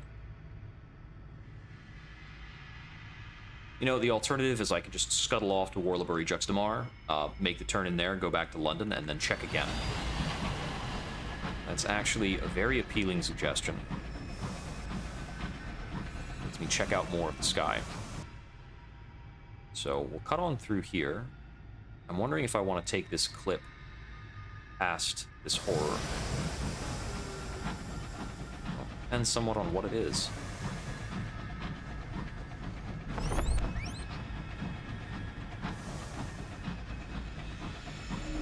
Needing to use the scout is a bit draining.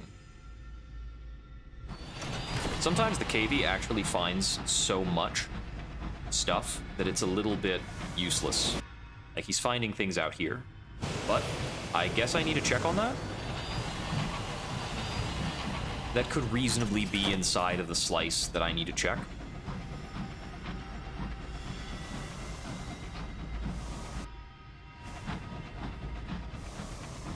This particular little request is a frustrating one, but it's one of the last few things you need to do on behalf of this particular crew member. You are going to send me back to London for repairs, aren't you?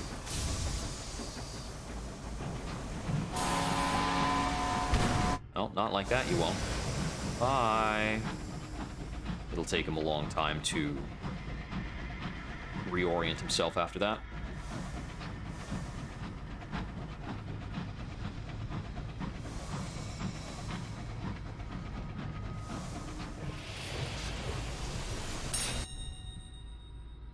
Oh, I can make repairs here. A 97% success chance. That is very useful. 30 hull recovered.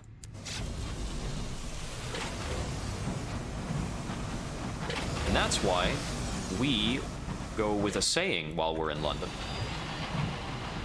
The sovereigns, the gain in sovereigns is pretty big.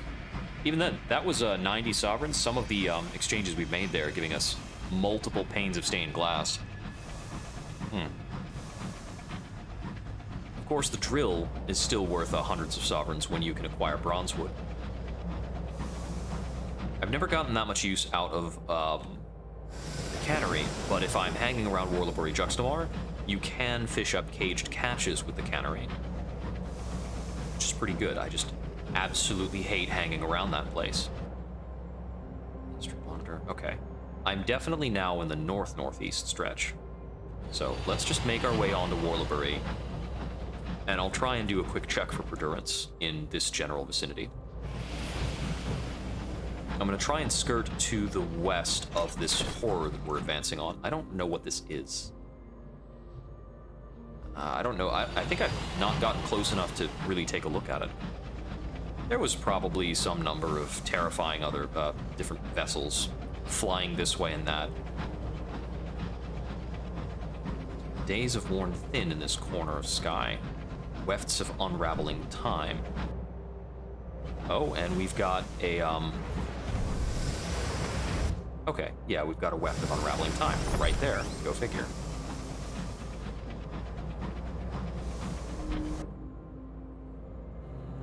Okay, something was found over there. You want to not sail into those, ideally. If you are very skillful, you can fix those.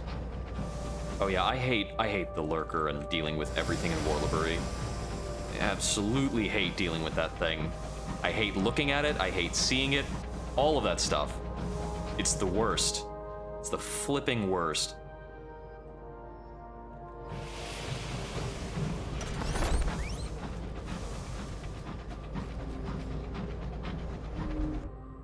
Aha! There we go. I think I can deal with you from this angle.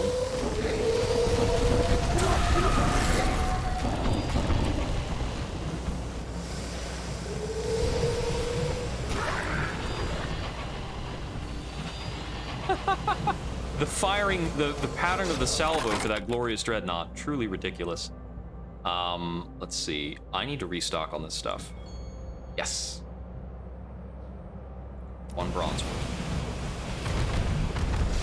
Yep, he's just firing out all sorts of stuff, all the stuff. It just wants to take a look. It just wants to see what you're up to. I understand that the giant eye in the sea in Sunless Sea is also something that you can sail right up to and interact with, if you're in a submarine, no less. There it is, Perdurance.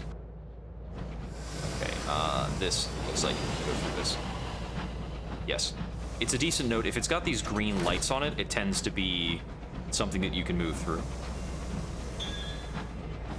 Perdurance. We do have a few invitations. A handy reduction in terror. Let's put into the parlor. I think with this, we've located all of the points of interest in London. On approach, Perdurance looks like an opulent mansion caught partway through a genteel explosion. Each constituent set of rooms accounted for, but separate and out of place. Each is connected in a rough circle by narrow winding passages. The steep roofs are topped with shingled turrets and precarious towers. The elegantly disassembled country house perches on top of a soot-stained windowless factory whose chimneys belch gouts of smoke and fire. The docks face a set of polished oak doors, carved with a series of masked figures dancing the quadrille. The windows in the parlor are shuttered, the light stained with pale yellows, blushing pinks and bruised violets. Lit with the illusion of dawn, or perhaps dusk, you see a room cluttered with stiff-backed armchairs and decorative chases, set against savagely floral wallpaper and shades of burgundy, violet, and Brunswick green. A portrait of the Empress, unsmiling, hangs in an ornate gilt frame. A few visitors mill about, casting speculative glances at the exasperated butler, while they pretend to examine the door. The visitors are puffed up with importance and embarrassingly eager to tell you how they obtained an invitation to the Half-Light Mask. Some through patronage or long service, others through less salubrious means. All are desperate to spend a day in the company of the glittering inhabitants of Perdurance, the brightest stars in Albion's firmament. For here, the sons and daughters of Her Majesty's most important courtiers reside in eternal youth and sophistication.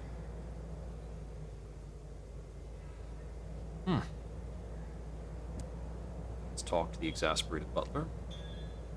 I don't actually need to ask too much about this. I know what's going on. I'll hand him an invitation. Join the Half-Light Mask. Through the Empress, straight on until morning.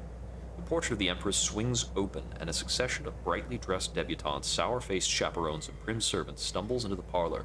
They barely have a moment to rest their feet and take a sip of tea before a panel of wallpaper slides open, the dark maw of a sharply curving passage just visible in the dawn light. The exasperated butler snatches the invitation from your hands. Remember, your invitation only lasts 1 day. It is a warning. It sounds a little wistful. He propels you forward to join the court in its procession. You emerge, a little tender, into the morning. We have various things to do. There is a presumptive heiress to be removed. There is a rat that has been kept as a pet, and the incognito princess wants something. Dearest mother showed me the plans, says the princess. The engineer should be back there, here, engineering. I do so wish to observe them. Let's rush. She gestures at a seemingly solid wall and urges you to follow. The loom chambers below stairs thunder and smoke. There are rows upon rows of power looms, each tended by weavers with their hair pinned tightly back. The heat of the cooking combines with the shudder of machinery and pandemonium. Watching over it all are the theoretical engineers, access to them barred. Engineers only, states the sign in an angry font. I can have some engineers, or I can pose as an engineer. I will bring along the incautious driver, who is an engineer. With an introduction from a peer, it's easy to arrange a meeting with the engineers who keep Perdurance trapped in its single perfect day. The incognito princess is enchanted by the turning machinery, and the engineers are as enchanted with her. They form a hive of activity around her, competing to answer her questions. She seems unsatisfied, presses harder. Change is the one constant, though, she says. How do you truly prevent it? By what methods does change try to escape your bondage? She realizes you're still there and dismisses you, saying she can find her own way back. Back to the mask. Next, we'll look for Wilma. Somewhere in Perdurance there is a rat. A board chaperone answers your questions. Oh, the little fat one? No, she'll only come out later. Her owner doesn't wake up till the afternoon. Hidden in your sleeves, Cinders quivers with indignation. Of the presumptive heiress? You'll need to find her among the debutantes. Seems like I can use a check, or I can use Salon's Dude Gossip to evade the check. I'm good at this, though. Not good enough. Morning ends, it's time to move on. Perhaps you can try again another time. Morning is ending. The morning room is a grander version of the parlor. Light is a flushed yellow, autumnally ripe. One of the dowager duchesses rings a bell. Conversation halts with practiced suddenness. Morning is over. Everyone arrays themselves in a procession according to their station. The dowager duchesses at the front, debutantes just behind, then chaperones and visitors, and the servants bringing up the rear. There is much jostling for position within each group, according to rules that you cannot begin to fathom. You enter the narrow and twisting passages, stumbling in the enveloping darkness as the debutantes giggle and shout. With each step, the shrieks of hours being spun backwards resonates through your body, leaving you shaking and worn. You emerge, blinking into the dazzle of afternoon. Ah, here we go. I can convince Wilma to speak. Let's do that. A plump white rat sits in a little golden cage. Let me actually do the whole bit of afternoon. Here, the curtains are pulled back with tasseled ropes, allowing the clockwork sun to spill its stark gold into the dining room. The long table is set with rows of gleaming china dinner plates, patterned with delicate florals. Silver cutlery, polished to a high shine, gleams atop a pristine tablecloth. Servants pour endless glasses of watered wine, or carry in the next stream of elaborate dishes.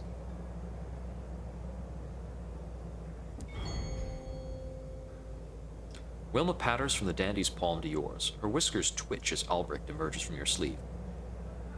You're here for my part of the number? Albrecht nods solemnly. Wilma presses close to him. Dein Journalis und Uhlef, mein Lieber, she whispers. Your sleeve twitches, and Cinders pokes her head out. Wilma jumps. Neither speaks. Albrecht clears her throat. There's still a place for you, Wilma. Wilma's nose twitches. I'd like to hear that from her. After a pause, Cinders inclines her head. Wilma sniffs. That'll do, for now. As you turn, the dandy stands. I say, won't you give me something for my rat? I'll give him a terrifying story.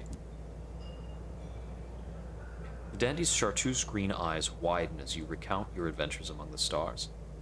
He is caught between wonder and horror. When you finish, he shivers and says how glad he is to live here in Verdurance, where he assures you he is exceedingly happy. Wilma brought aboard, we move onwards. Evening in Verdurance. Let's see. I'll assist the chaperones to win favor with both the servants and the debutantes.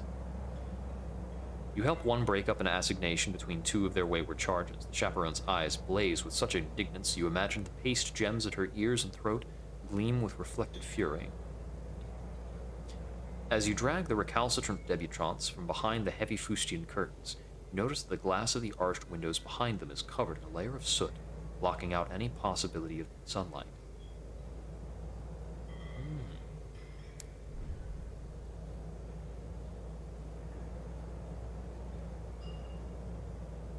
An anxious chaperone will be asking for something, then that will be else.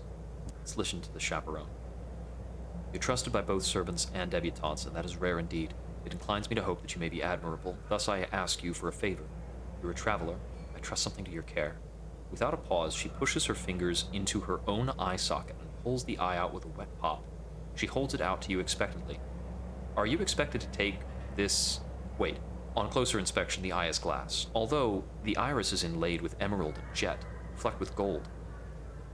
My family committed themselves to the Brabazon work world to pay off their debts. This will buy years off their service. I beg you, take it to them. You wrap the chaperone's eye in your cuff, perhaps if you're traveling that way. How macabre. The half-light mask is over. One of the blacked-out ballroom windows opens to reveal the passage back to the parlor at dusk, or perhaps dawn. The keening of the hours as they are spun backwards makes your legs weak and your heart pound. You feel unaccountably wearied. You spot a figure masked in featureless black, their face covered by a smooth oval of polished obsidian. Who are they? You enter the parlor through the portrait of the Empress and limp away, sore-footed from dancing and stumbling through the dark.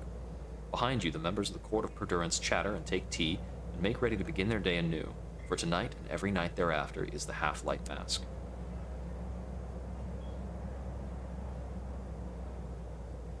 Spending the day at Perdurance reduces your terror, and depending on who you pleased and how much, they may grant other rewards. I see.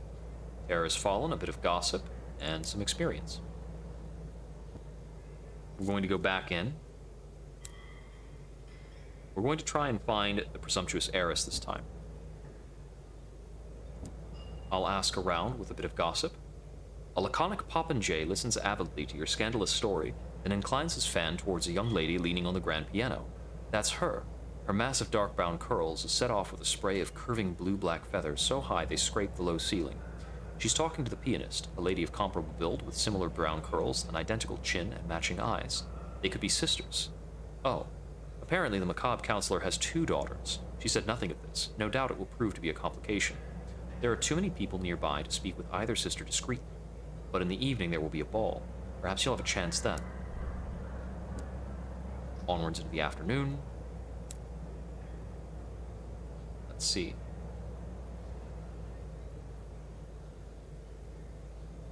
Charm a chaperone.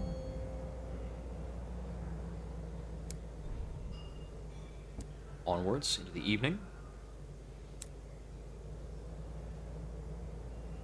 We'll dance with the presumptuous heiress. She favors the polka, alas. Presumptuous heiress is everything you expected in a dance partner, demanding, joyful, and a touch too exuberant for propriety.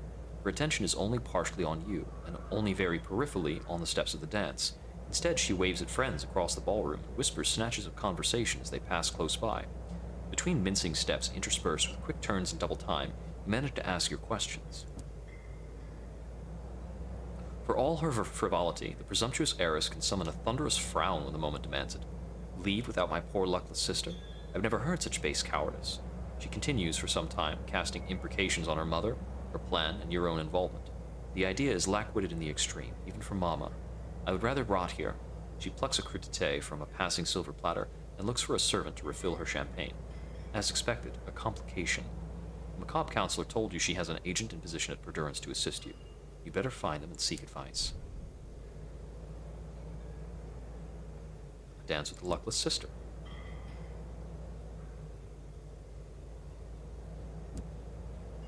Explain the commission. Luckless sister's laugh startles a nearby chaperone. He gives you a stern look, no doubt suspecting you of nefarious levities. Once her amusement subsides, she refuses. If I truly thought that would be best for my sister, I would help you. My mother would only entangle her in schemes and plots. My sister's ill-suited to a life of intrigue and suspicion. She is not surprised that her mother would abandon her here, but nor does she seem inclined to aid you. You will need some form of leverage.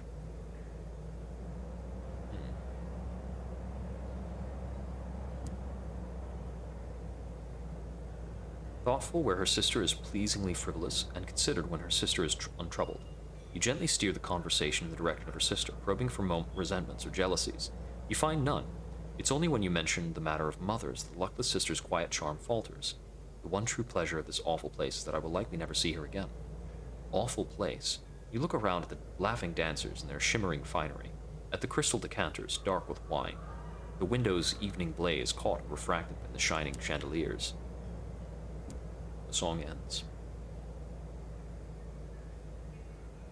Well, partial success assisting the chaperones. I'll assist a servant for their favor. Move onwards. Time in Perdurance is at an end. Endeared with servants. Terra's fallen. More gossip, more experience.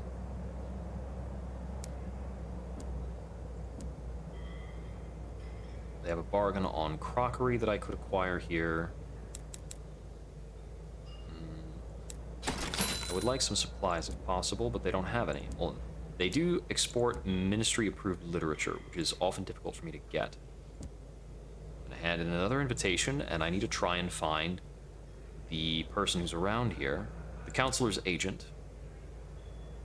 You drift nonchalantly around the room, observing and eavesdropping. At last you come to a small corner table where one of the chaperones, a clairvoyant doctoress, is shuffling tarot cards. The back of the cards bears a distinctive familiar pattern, the seal of the macabre counselor. You give the doctoress the slightest of nods. She winks back.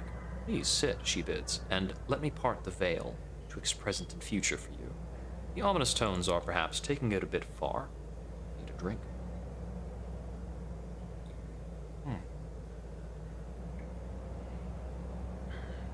She's wearing modish fashions, but without any adherence to society's opinion regarding color or pattern. Paisleys and magenta layer stripes of emerald and indigo. Her hair is a mousy color, her eyes unremarkable. I don't know what a mousy color is. Like, how is mousy a color? I've always taken it to be a texture. Her face is pleasing brown, but not particularly distinguished.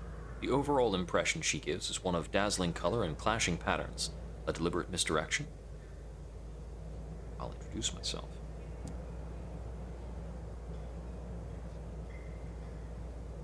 I'm to be the heiress's replacement. We'll swap clothes and perhaps a few other items. No one will know to look for her because she'll still be here. Clever, yes. Perhaps your skepticism shows. She grins. Ah, you think we don't look alike. Allow me to reassure you, that is a temporary inconvenience. I'll worry about that. You worry about finding an escape route. I'd recommend gossiping with the debutantes, chaperones, and servants. Every cage, no matter how gilded, has a hatch through which someone can remove the shit. You mentioned the complication of the surplus sister. The heiress refuses to leave without her. Quite. Is our employer forgetful, do you think, or manipulative? It doesn't matter, of course. We were paid for a single sister, and I can't split myself in two. You'll just have to convince the Mrs. Macabre to separate, won't you? Well, I need to find a way to smuggle them out, and I need to convince somebody. Back to the morning room. Moving onwards. We likely need to get together with the servants more so than anything else.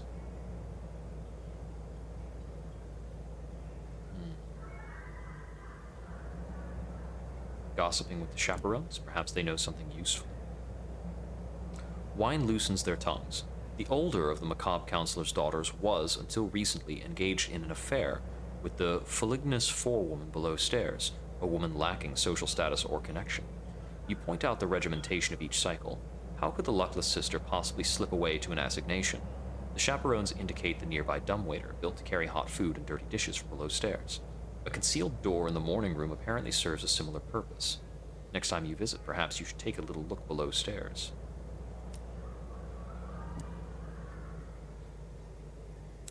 And evening, we can dance with them. I will gossip with the debutantes. Something to aid the escape. The debutantes tell you of the governesses, the Empress's agents who wear oval masks of featureless obsidian. They're only glimpsed in the passages between morning and afternoon, between afternoon and evening, between evening and dusk. You hear stories of disappearances and secret tribunals, of interrogations and re-education, a court that lies beneath the court. There are hidden hatches in the passages, doors of night. The governesses use them to remove those of us whose family displease Her Majesty. You wonder whether you can make a certain sister vanish in the same manner. After evening would be best. Locate secret tunnels. This time, as you pass along the corridor, you turn your eyes from the candles to preserve your night vision. You ignore the procession and study the dark.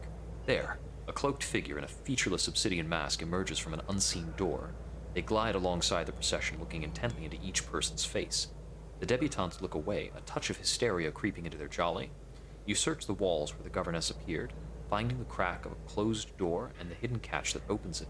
This is the escape route you need to squirrel one of the sisters away. On a future evening in Perdurance, when all else is in place, you will be able to make use of this. Okay. It appears you made little impression during your time here. The inhabitants of Perdurance are already hard at work, percolating the feuds and affairs that will dominate the new day. Again, we've got 3 more attempts to see this through. This is why I've been stockpiling invitations to Perdurance for quite a while. We are able to go below stairs. I can talk with the forewoman, who is the subject of the affair. I will ask her about the luckless sister. Inquiring about illicit love affairs almost always goes well. You've only been slapped twice. Well, thrice. The forewoman's expression turns hard in an instant. Them above's been talking, have they? Snotty little gossips. She's the only one of them worth anything. She sounds remarkably affectionate as she warms to her subject. Perhaps it was the luckless sister who broke off their affair. No, it was me, the forewoman admits miserably. Her face spasms for a moment. She draws out a handkerchief from her corset and coughs heartily into it. She shoves the handkerchief into a pocket, not before you notice a violet stain on the fabric. Aha. Saw that, did you? I traveled before I was a forewoman, and on my journeys I was exposed to certain spores. They colonized both my lungs and my thoughts, and are part of something old and vast. They wake impulses in me, the last and latest of which is to bring them home. I've denied them as long as I can. I must leave soon. She looks away. That's why I broke off the affair. Better to do it like that than to sneak off in the night. Thought about asking her to leave with me, us, but it would mean abandoning her sister. And what if the spores colonized her too? But maybe. No use worrying on the maybes. Okay. Make one sister. Yeah. Okay.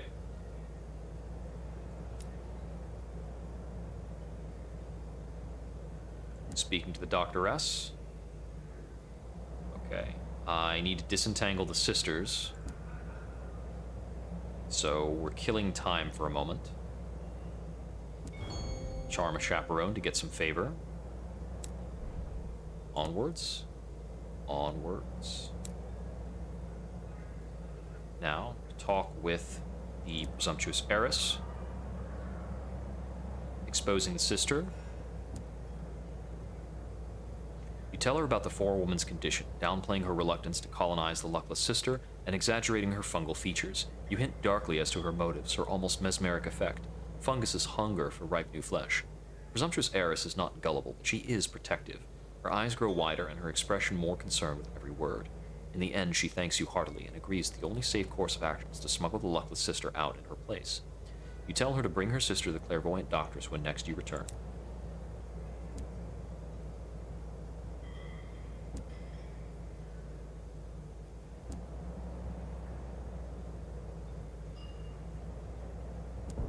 Should line everything up. I'll side on Debutante's favor this time.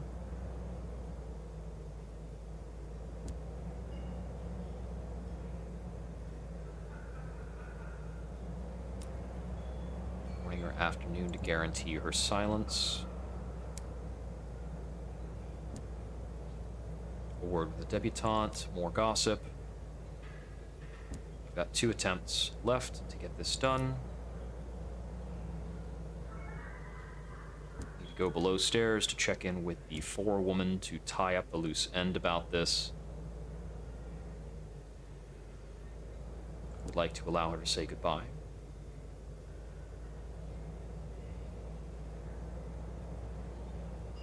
She's obviously saddened, but summons up a grin.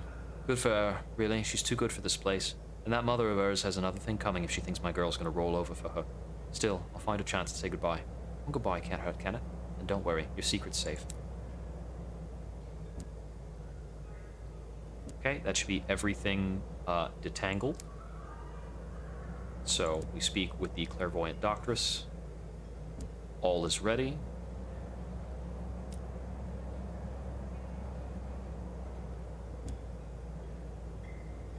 Back to the dining room. Try to charm a chaperone.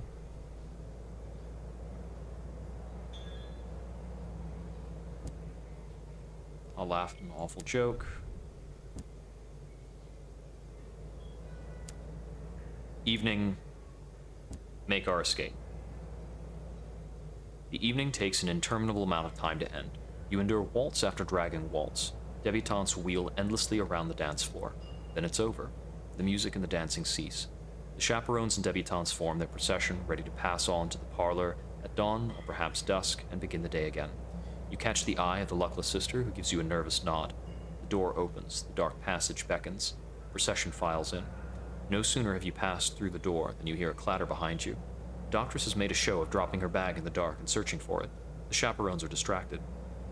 Taking the luckless sister's hand, you pull her to the hidden door. You fumble at the catch. There's a trick to it, it seems. Hurry, your charge hisses. The catch turns, the door opens. You step through. You wait with the luckless sister in the passage behind the door of night. Her breathing is shallow and tense. You hear the procession move on, and then there's a tap at the hidden door. The doctress, who sees uncannily well in the dark, is there. You admit her. Right, she says professionally, scrutinizing your companion's feature. Time to do my bit. What exactly is your bit? The luckless sister asks. The doctress removes an unguent from her bag and begins rubbing it into the sister's temple, along her hairline, behind the ears, and under the jaw. If you disappear, they will look for you, the doctress explains, indicating the other woman is to lie on the floor. Therefore, I will be your replacement. Ideally, I'd give that stuff another minute to work, but I need to rejoin the procession before I'm your mist. Be still and be quiet. Sitting astride the sister, she pushes her sharp fingernail into the skin of the girl's temple and slides it like a scalpel around her face with a sound like tearing paper. Only my mother would consider this a reasonable plan, the luckless sister gasps. The doctress shushes her. When the incision is complete, the doctress reaches up and, with a tug, slides off her own face. Behind it is a solid knot of muscle, palpitating and inhuman. Like a magician whipping a tablecloth from beneath a set of crockery, she swaps her face and the sister's. A few pinches and tucks, the application of ointment from another jar, and the process is complete. Done, says the doctress, as the luckless sister gingerly tests the edges of her new face, as if she's afraid it will come loose. You turn your back as they quickly trade clothes. Ask the doctor what she is. You're certain that she is not and has never been human. In old London, your kind called mine snuffers. We were not friends. Few of us made the journey to heaven. Perhaps many of us did. Who knows how many of us hide behind faces you thought were familiar? She grins, and is surprised by the shape and feel of her new smile. Then it is time to part. She returns to the procession, and you lead the sister on. The governess's hidden tunnels wind behind the grand chambers and beneath the hour looms. You pass cells and shelves of records. Sometimes you hear voices and hide until they pass. Eventually, you find your way to an exterior gantry from when you can see your engine in the sidings of the parlor. Using a stolen lamp, you flash a signal until your crew comes to collect you. And that is everything we needed to do in Perdurance. It's a lot of stuff. But for that matter, I don't even think we need to come back here unless it's to make a delivery. So, onwards to Whirlabury, where we'll turn in this consignment of stained glass.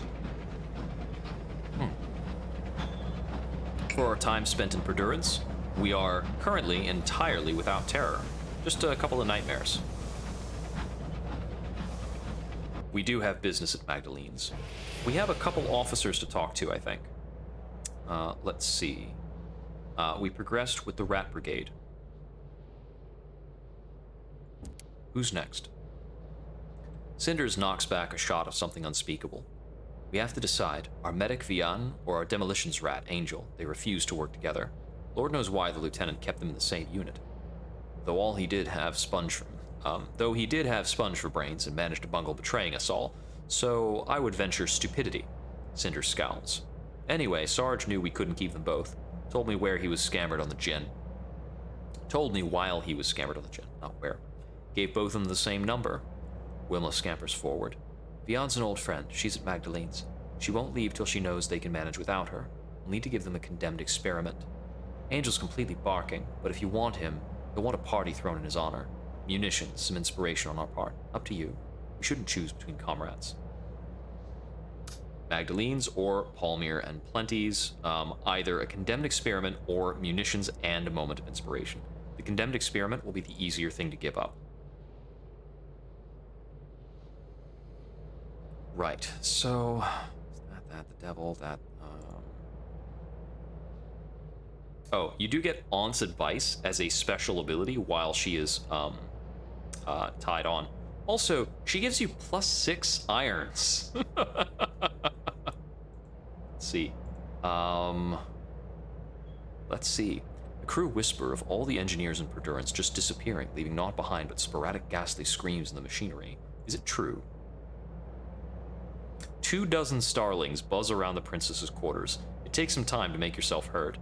It's not true, says the princess, gesturing at a short woman with tall hair and spectacles. My friend was an engineer. She hasn't disappeared. She's right here. The analytical suitor sits, staring adoringly at the princess. However, I'm glad you're here. I understand that a new poetical movement, inspired by more melancholic strands of the celestial school, is meeting in Warlebury Juxtamar. I wish to better study this notion sadness. It is quite beyond me. She smiles. You're outside. The incognito princess seeks something blue in Warlebury Juxtamar. Is she searching for all of the... Is she searching for all of the components leading to a wedding? Is Perdurance something old?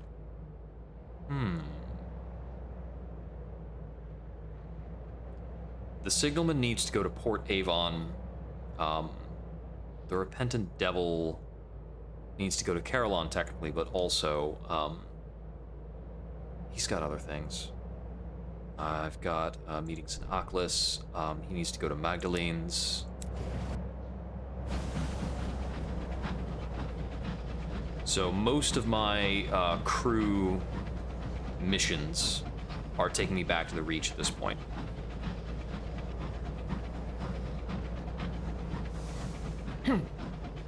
Very good to clear out. Very good to clear out our Perdurance needs. I have completed a few different crew missions before.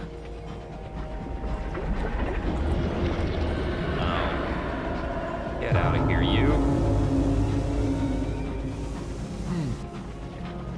Hate that thing. It doesn't actually cause that much terror. Oh, I suppose, perhaps. Seeking impossible colors? I don't recall the, I don't recall which color stood for... I suppose Aposion stood for blue. And I think the, example of that you could most typically acquire was blue Scintillac. There were a couple of ways of acquiring blue Scintillac during Sunless Seas. We could have fun here. His definition might not match yours.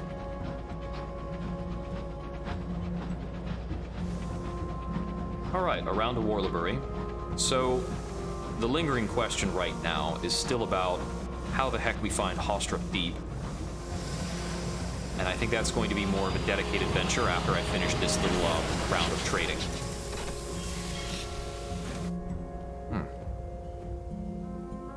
The Mists of Warlebury.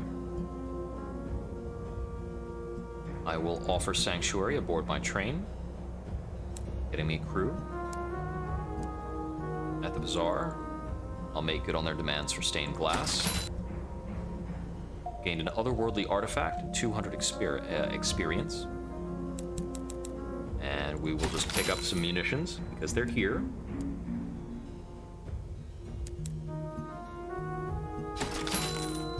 Bit of spare supply, maybe a little more than that. Among the stories here at Warlebury Juxtamar.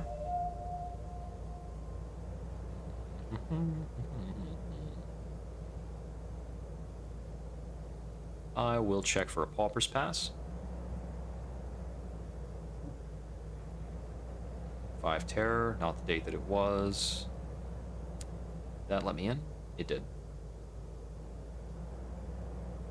I bring along a dress and dress shirt, whole dang thing. Port report. Ah, it's stand for Parliament again. Let's try it. Excellent.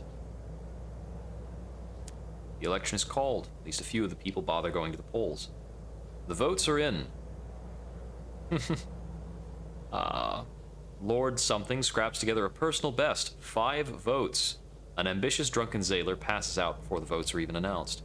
You wait for your name to be called out. Sure enough, the people chose well. To a smattering of applause from the handful of the public who bothered to show up and vote, you rise from your chair to take your destiny. Accept your new role with grace, or without any grace whatsoever. push past the losers. Bask in the glory that is you.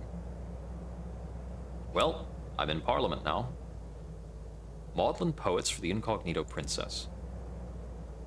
You squeeze in the back. There are rows of serious young folk before you. Poets take the stage to chart their woe at the working class's plight, or at least that's what you presume from their gestures. They're inaudible over the chattering of the chattering classes. The Incognito Princess is pressed against the back wall. She ignores the rats who assemble to paw worshipfully at her feet. I would rather be closer, she states. I'll use my connections with Bohemia. You're a friend to all poets, and all these poets are your friends. If they knew you were in town, they'd have saved you a space. As soon as you identify yourself, a spontaneous cheer bursts out. You and the princess are rushed through the crowd. You look up at a poet staring into the middle distance, describing the misery of the hour looms. Slowly, he becomes aware of the Incognito Princess, stutters, and changes tack, hailing Her Highness in celestial verse. Soon another poet steps onto the stage, adding her own thoughts on how extraordinarily well the princess compares to the first day of spring. Then a third, then a fourth. The princess takes a break from the attention of the poets and turns to you. I'll meet you back in the locomotive, she says.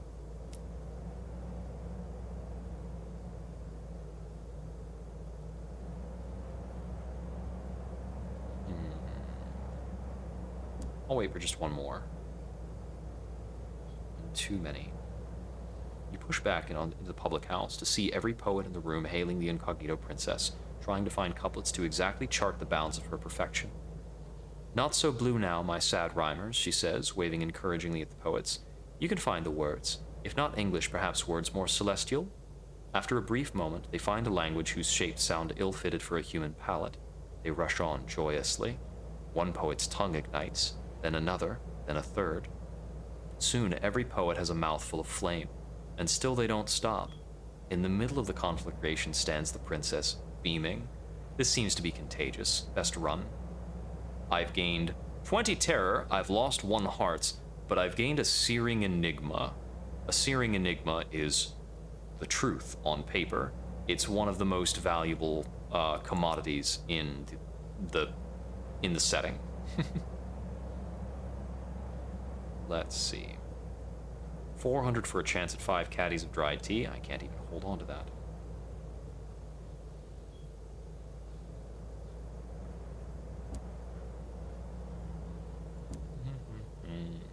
I don't think I have much else to do in Warlebury. Yes, there is a higher tier of value than Searing Enigmas. I can't recall what it is. I think in Seas, there's a singular treasure you can acquire by turning in, I think, 7 Searing Enigmas at once. There is a creature in Sunless Seas you can hunt that will reliably drop Searing Enigmas. I think that's true. They're somewhat commonly given at the end of certain storylines.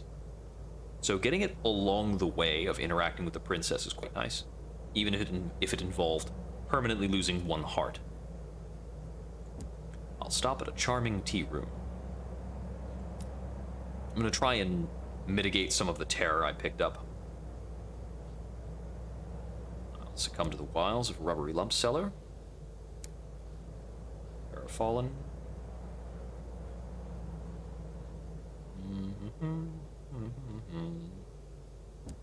I'll continue with the rubbery lumps. I think captivating treasures are the same level as Searing Enigmas. I think that a royal dispensation is perhaps rarer.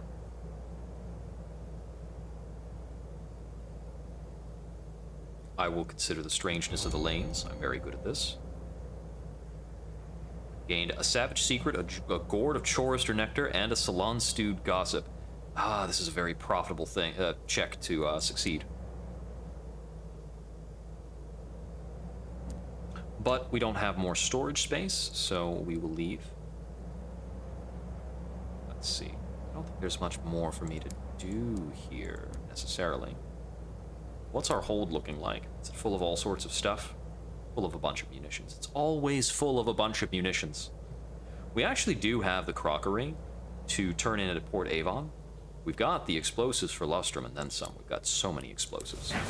My goodness, do we have explosives. So, I have the option of stopping in at the floating Parliament or simply returning to London. I think I don't really care about Parliament. I just want to go back to London, turn in some things, and try to find Hostrip Deep again.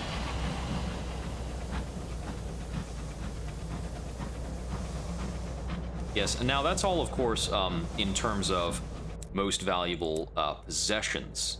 The most valuable thing that sits in your hold, I think, is Navaratine gemstones. I don't think there's a single more valuable commodity than that occupies hold space. But Searing Enigmas just sit on your desk, I guess, inside of something fireproof and dark.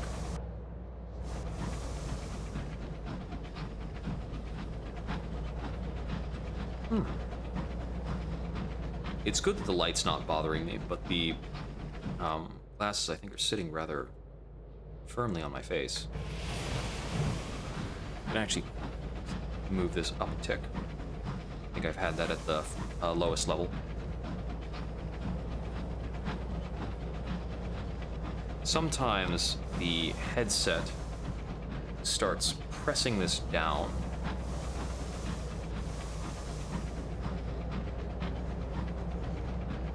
And I need to make sure it's resting rather than leaving an indent.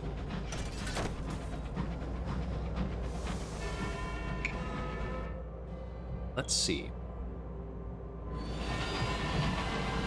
I can't turn in port reports to the ministries anymore because you can't selectively turn in port reports. You can only turn in all of them or none of them. And I need to hold on to my port report regarding the Clockwork Sun until I go out to the Royal Society again. I think that the east-northeast is being cheeky, and Hostrip Deep is right here, which is very much just east-east.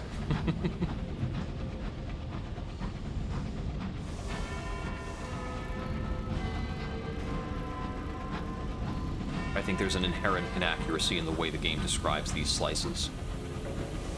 If I'm not turning in port reports anymore, I'm definitely going to have a bit less profitability for my regular trade routes.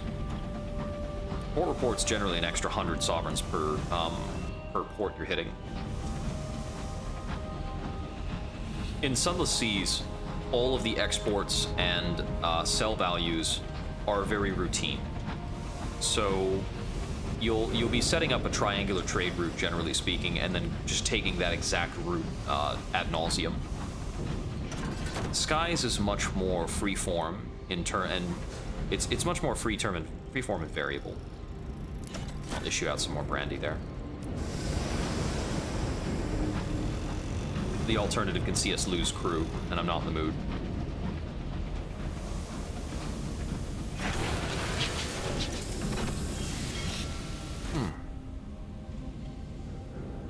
Well, carry through on the sequencer's care package. The landlady here is deaf, allowing her customers to conduct their shady business as loudly as they please.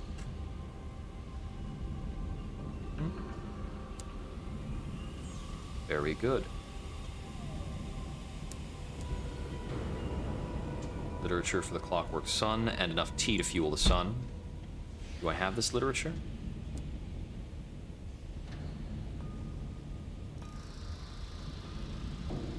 I don't have any ministry-approved literature whatsoever.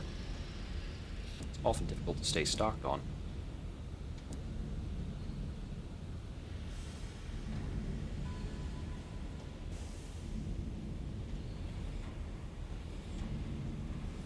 Clockwise, counterclockwise, in and out. That would be very useful if they did that. Well, enough tea to fuel the sun. They want another 3 caddies, correct? Yep, 3 more caddies for the sun.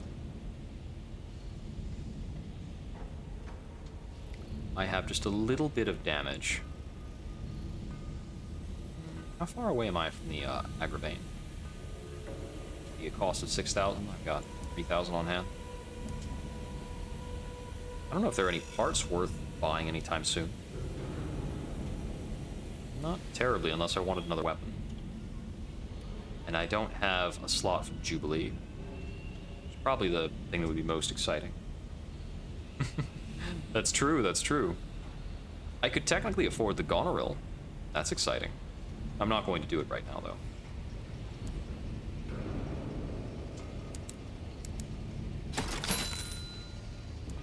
At this point, we can carry forth with this ship until we've completed the wealth ambition, I think.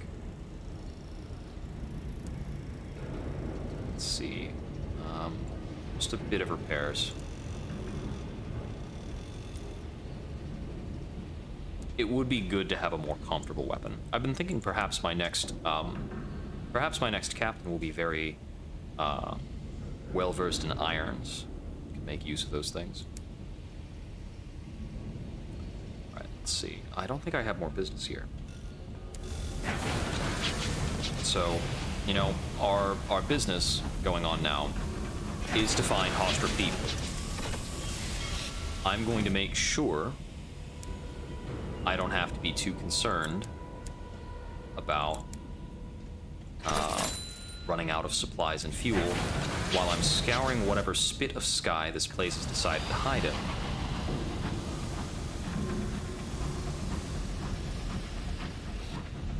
And I'll also stop by the Clockwork Sun while I'm over there.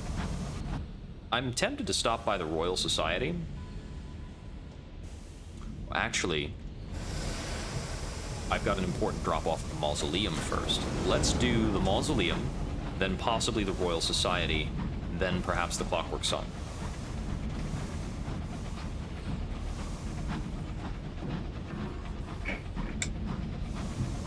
Because if I do make the turn-in at the Royal Society regarding the Clockwork Sun port report, then I don't need to go... then I can start turning in port reports as usual again. Which will make Albion profitable to move around in again.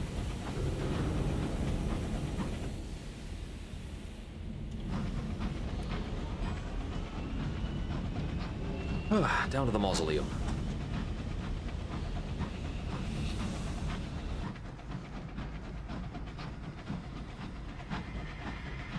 This is essentially our third trading loop of the night. I'm not certain we'll make it back to the Reach tonight, but it is planned soon.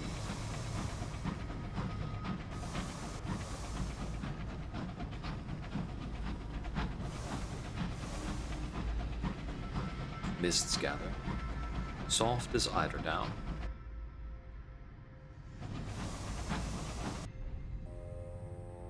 Ah, the half-glass.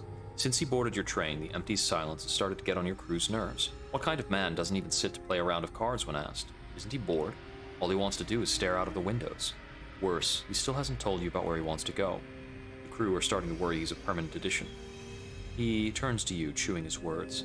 Finally, he spits them out. I have a confession. I miss the light of the sun. He avoids your gaze. I miss the pain of its touch. I miss the songs in my head. But I won't go back. I won't give them the satisfaction. So I want you to shatter me, break me into 1,000 glittering pieces, and let me bathe in the sun's light. There must be another way. There's a place called Carillon where devils help agonized souls find healing. Perhaps they can help the empty recover from his dependence on the sun. It has to be better than being smashed to splinters. After much persuasion, he finally agrees to give it a try. Carillon will shatter me sure as the hammer, he says. The difficult part comes after. Prepare. Alright, yet another reason to go to Carillon. I think we've got 3 or 4 of them now. We can also start rebuilding Titania. Oh. A new landmark. That's why we always try to take slightly different routes through things.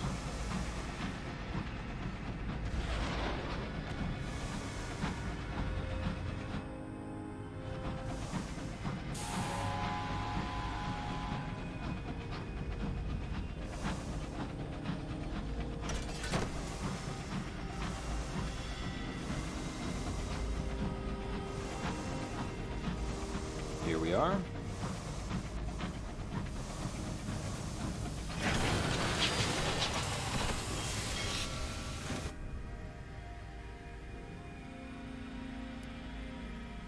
Attend a quick funeral. A deathless funeral.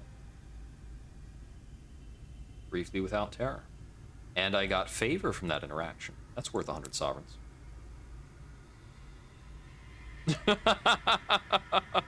You can inter your aunt for shore leave at the mausoleum. Get in a port report.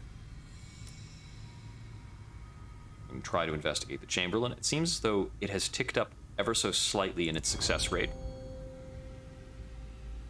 The Deathless frown on any discussion of the matter among their servants, but you manage to prevent a group of footmen over a game of cards. It's an issue that has been gnawing at them. With the Chamberlain gone, no one has seniority at the sepulchre, and no one has permission to correct the clocks that go wrong. When I last saw him, he was descending into the deepest vault, says one of the footmen, laying down a king and queen of hearts. We're not meant to go down there, so I thought it was odd, but I'm hardly going to stop him, am I?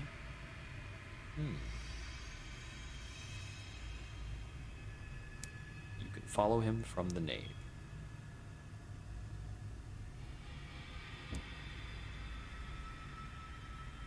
It isn't long before your legs are aching. The vault seemed to offer much more down than the footman had implied. You passed your last coffin long ago. It seems like there's nothing else here but dust and cobwebs. There are torch brackets on the walls, but no torches. At first you thank heaven you brought your lantern, but much further down, where the steps are crumbling away, you find the deepest vault, bathed in harsh, red, unrelenting light. The floor cracks and creaks underfoot, as though marble has become ice. Scarlet tendrils have crept, ivy-like, over the walls. When you pick at them, they crumble like scabs. When you place your palm against the floor, it comes away sticky, hot and red, as though you just thrust your hand inside a freshly slaughtered sow. The entire vault is stained with something, a sickness in the air and wrongness in the stone. Blood-like, but not blood. You search for the Chamberlain for what feels like hours to no avail. If you return with bright eyes and a cold hand around your heart, you will find that which you seek.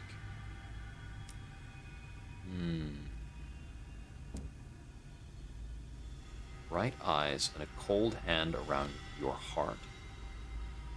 Peculiar.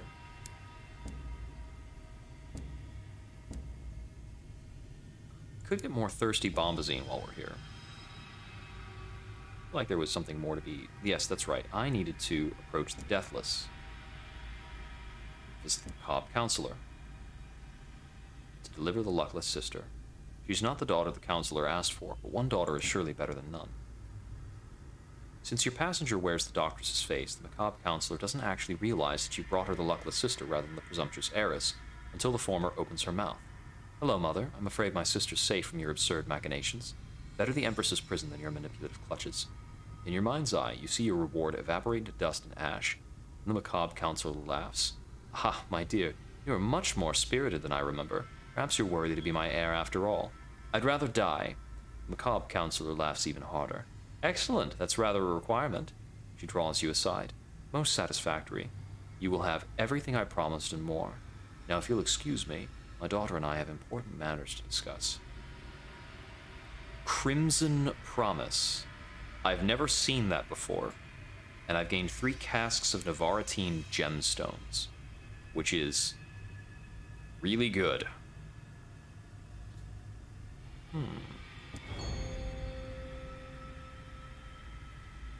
Get a bit of favor. Seems like I will have to accrue several favor to get anything more, and then I can get different bargains as I go. So our opportunities here are very distinctly slowed down. Oh, I figure everything does. What is a life worth? This. Acquire these from the heart catchers, or occasionally from blind hermits. Well, I suppose those are things I could come across later. They sound singularly unpleasant, like everything else. Let's see. I'll try and make my way out through this. I do mean to spin by the Royal Society.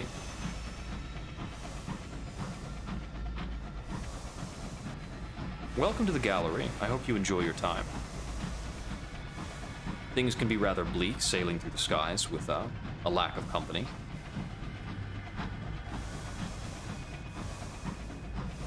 Oh, a gravestone floating by.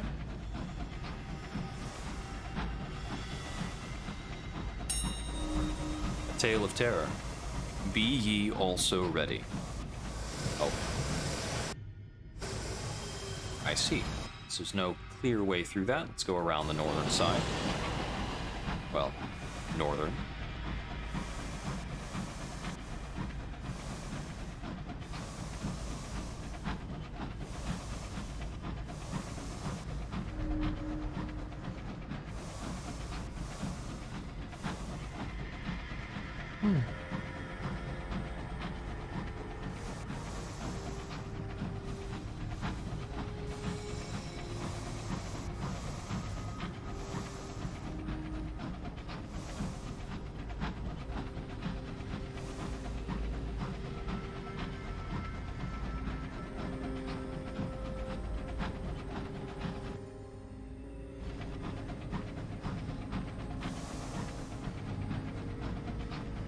So it's the Royal Society, and then we continue looking for the Hosric Deep. I think it's going to be very much out there in the east.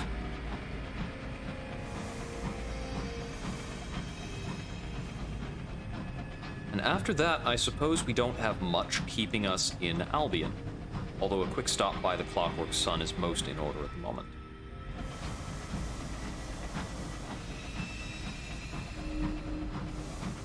The Royal Society does allow me to restock on fuel and supplies if I need to, if I become tremendously lost, but we're quite well equipped for this right now. Oh. Right there. A little further in.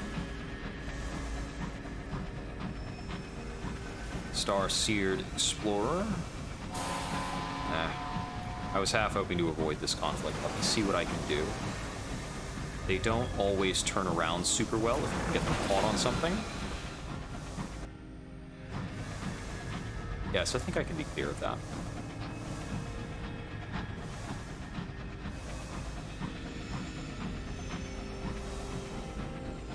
I recall in Seas, I did reach the point where combat was more automatic, and I've never gotten that far in Skies. Never accrued that degree of skill, to some extent. But I've also never had that kind of weapon.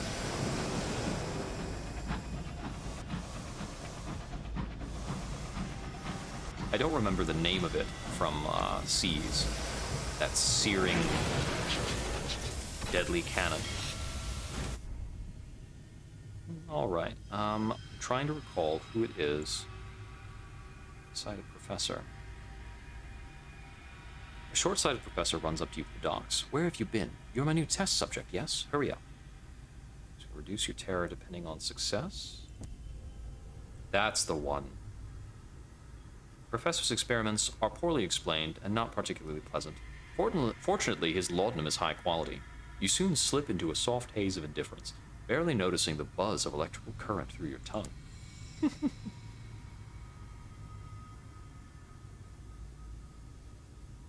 Option 2. Gardens. Port.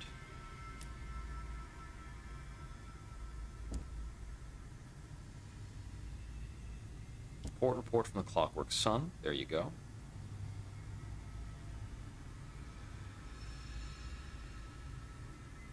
Favor in the very recent past. X the burlesque. Huh. That's a peculiar way of laying that a line. Yeah.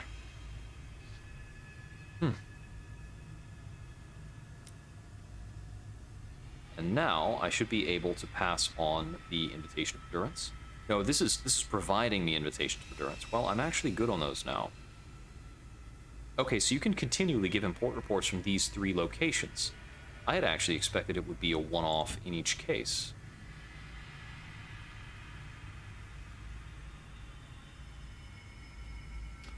And I can spend the gratitude on each of these other things. I'm not too concerned about those. I thought this was for progressing a story. I don't want to look into racing just yet. I don't have a need of the workshops or any experimental equipment.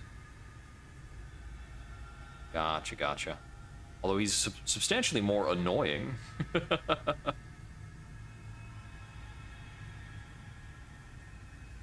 Ooh, I never acquired that one, the Icarus in Black.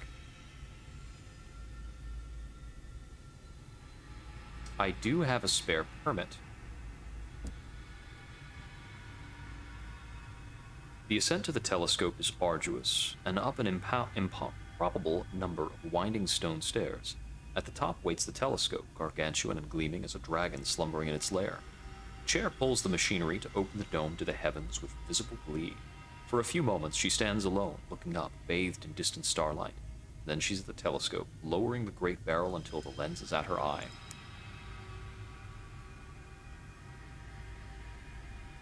Over there, Bursar says through a mouthful of muffin, on the desk for your perusal.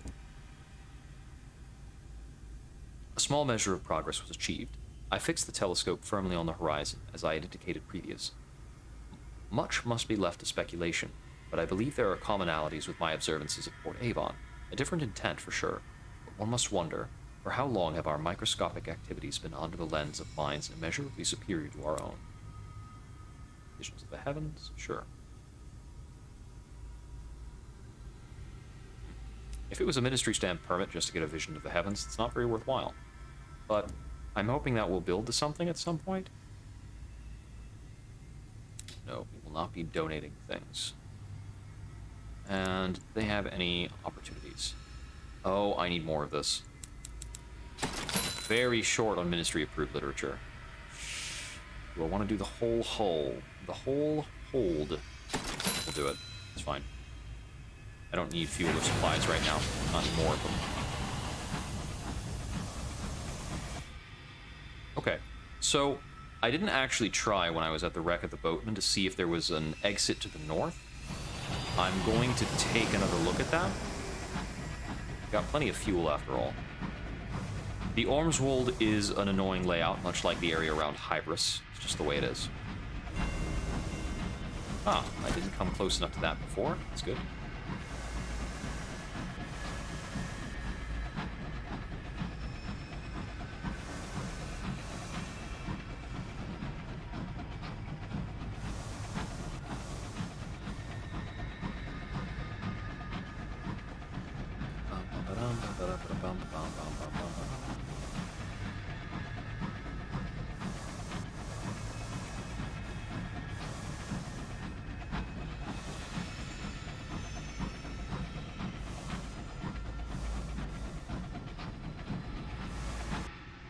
Oh, I'm about to just loop myself back around. That's no good.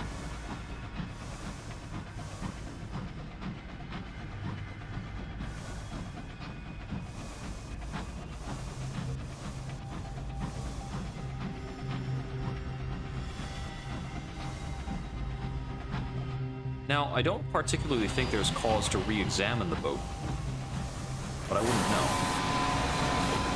Star Maddened Explorer. I think that's the lower tier from the Star Seared Explorer. Yeah, that's the tier that we run into more often in the Reach. Although I think by the time we return to the Reach, they start to populate it with a couple deadlier things? I don't recall. Perhaps it's always the same. Looks like there is an escape from the Ormswold to the north of this. Found. Something up there? Oh. Oh, you're determined, aren't you? Well, let's deal with you before we have to fight two.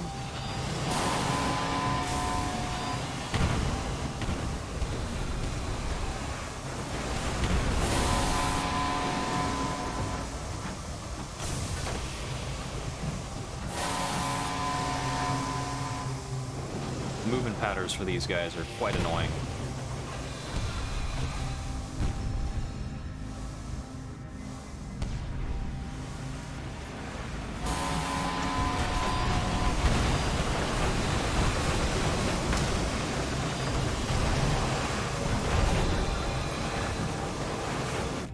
Away.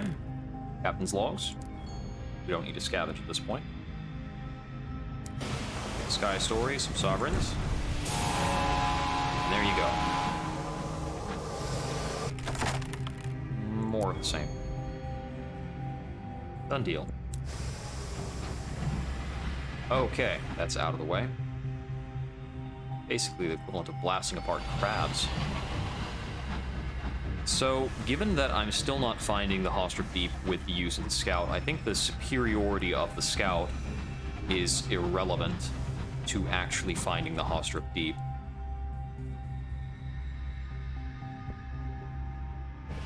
There are only so many places this could be.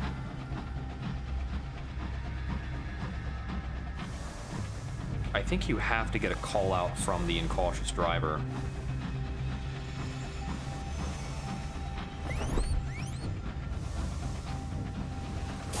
Uh-oh.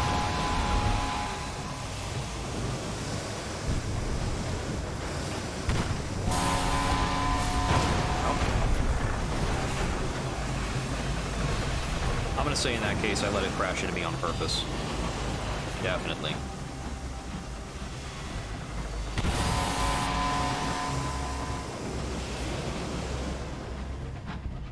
Star-seared ones are notably more dangerous.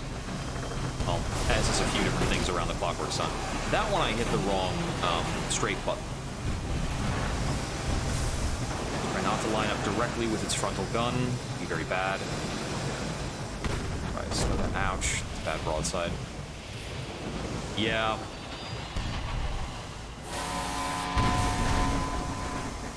It's a pain in the neck. If you have some recollection about the spawn logic, I would actually appreciate it. Because I'm just going to find... I'm going to wind up spinning around for a while at this rate. Sad receipt, man. Not worth it. Loot the hold.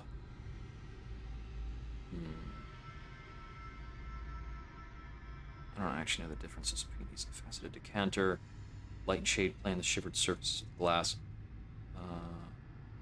This might be souls. Yes, I needed that. Okay. That will allow me to progress the plot line for the repentant devil.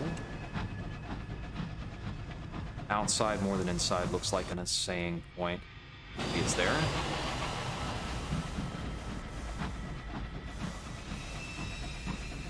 Ah! I did not think that was solid.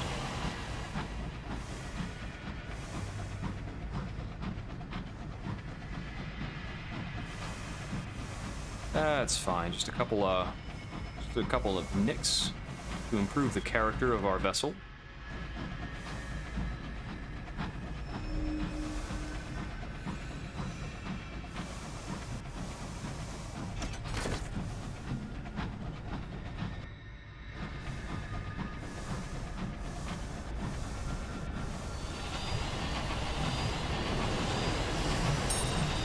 No, just a tale of terror.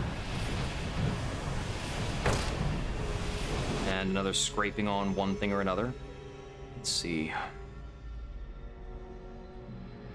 Should turn back around and look over here.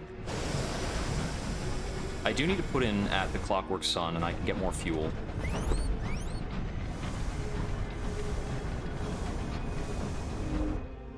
Check. Okay, there's an assaying point there north of the Clockwork Sun. Take a look at that in a moment.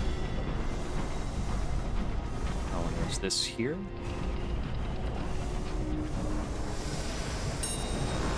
Huh. Glad I spawned him up on the opposite side. We're not going to deal with that guy. Line up with the dark point. The sun, the sun, the sun, the sun, the sun, the sun, the sun.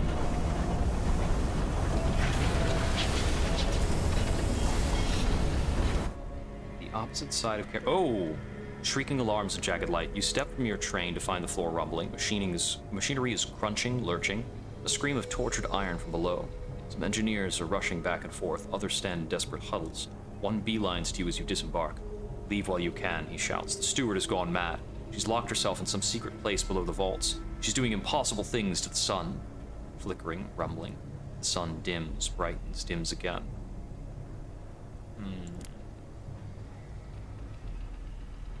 The sun blazes. Leaderless engines gather around you, shouting suggestions that are lost in the noise. And they go silent as the machinery falls still. The sun impossibly brightens, glass shatters above.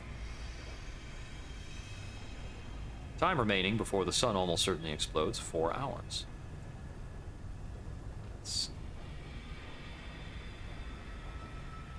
Stained glass ceiling is broken and light floods in. One of the engineers rips off her boot to reveal a sparkling glass foot. Another sprouts a filth-crusted beard and claims with haunted eyes that he was trapped for a week in a frozen moment.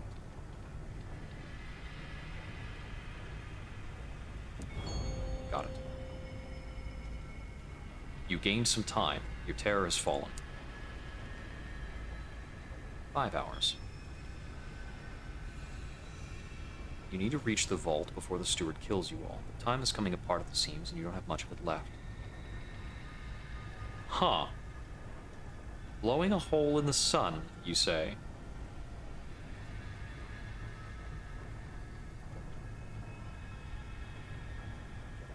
Well, I'm much better at it than all of these other things.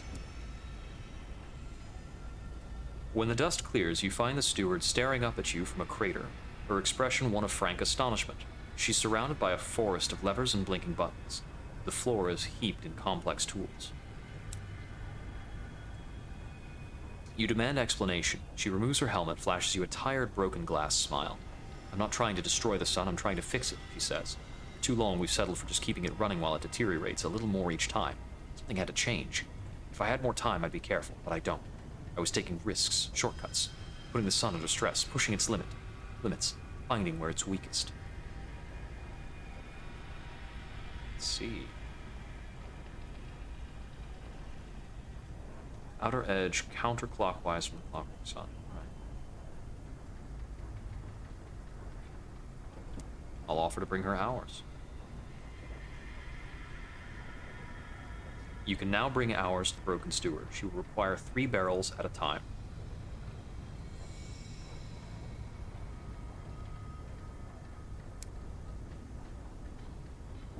Right, a port report. I think that's correct. Yeah.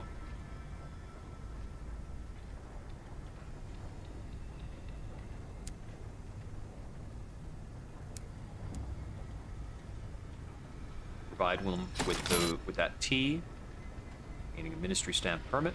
They have more munitions to sell me. I think they had munitions before, and I just didn't buy out all of their munitions. That's fine. Get some more fuel. Let's see. I don't really want to take on more munitions. I don't care. Scavenging with the Dawn Rats can sometimes get some of our people killed. But we've gotten supplies anyway. We've got a full hold. We don't really have other business at the Clockwork Sun, so we can now make deliveries of hours to the Clockwork Sun.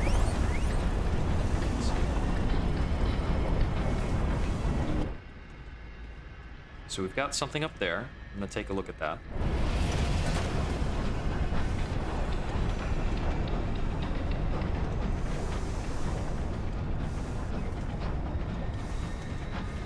It's definitely near the outer edge either way. That much is that's the certain bit.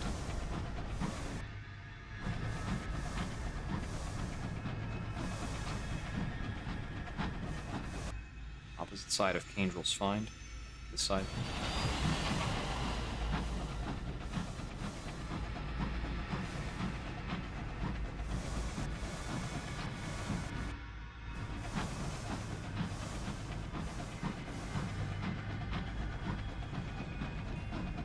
There we go, Hostrip Peak.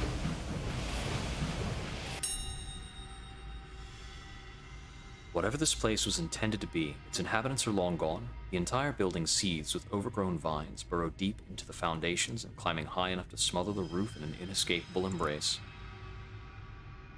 The driver follows a trail of fungal vines deep into the bowels of the building, stopping at a bulbous mass that takes up much of what was originally a cellar. They approach it, letting its thorns rise up, wrap around them, draw blood. I'm here to take you home, the driver tells it, though it seems unlikely the verdant fragment has any interest in something as simplistic as human speech. The driver winces as it digs its thorns in deeper. When it finally lets go, the driver looks miserable. It won't come with us, they force out, wincing at the sting of fresh iodine on their wounds. It prizes its freedom too much to give up and just become part of its primogenitor. I don't know what to do.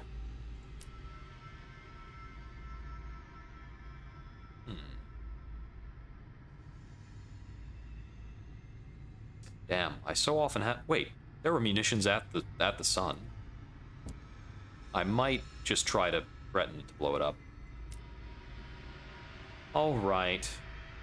Come along.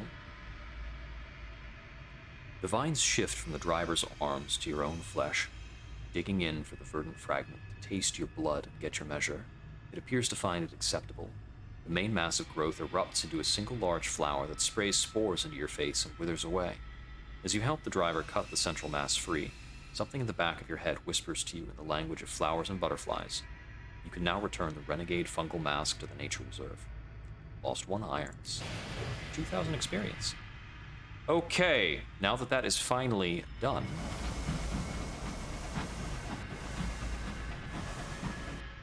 Looks like there's another something to say over here.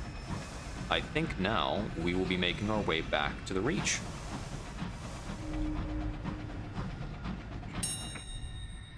A windswept habitation. Ah, skylarks. Barrel of unseasoned hours for just a single sack of fuel. It's pretty good. It's about a 30 sovereigns gain. And we're just heading back to London.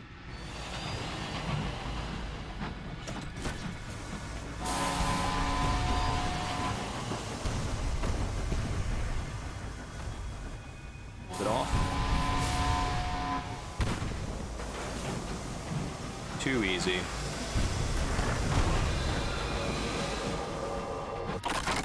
Yeah, the Star Maddened are simple.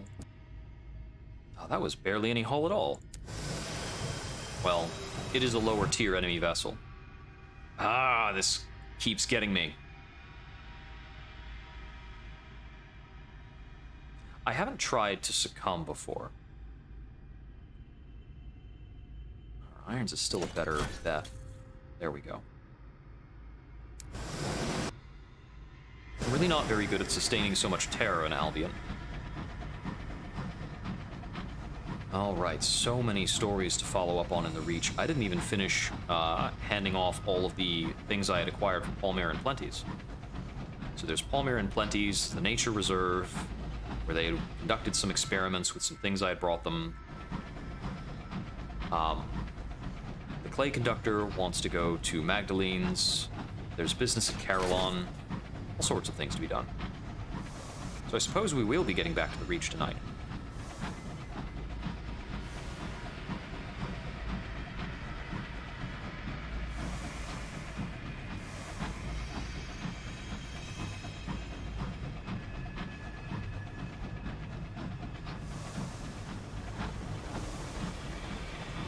A Tackety? That's a guest. Ouch.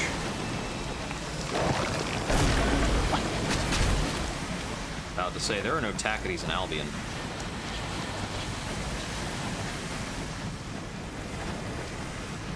They're faster when they're, a guest, aren't they?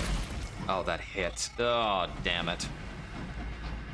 Might have a few things on board now. Let's see what happens.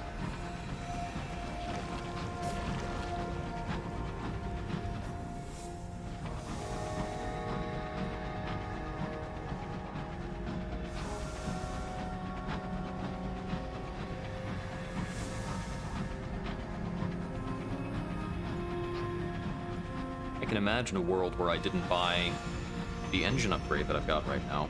Oof, that would be terrible. I also very much need to go to Magdalene's just to remove a bit of nightmare.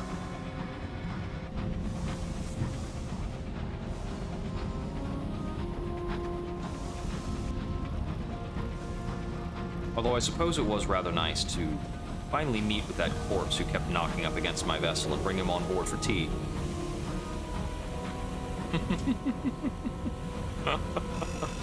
Could be. Doesn't every hit from them increase terror as well? It's possible my terror is just a bit higher because I've been hanging out near the Clockwork Sun. That certainly has an effect.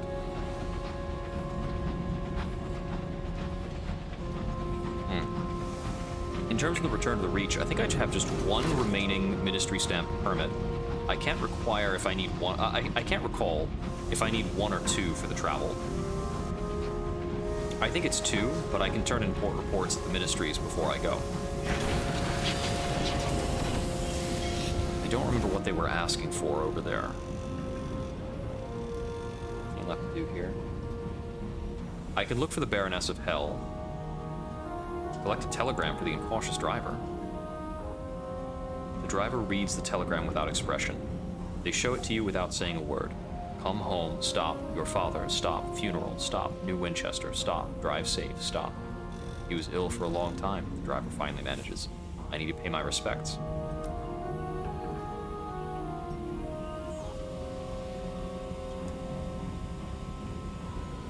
You try the remains of the palace. You try a few townhouses that have fallen on hard times.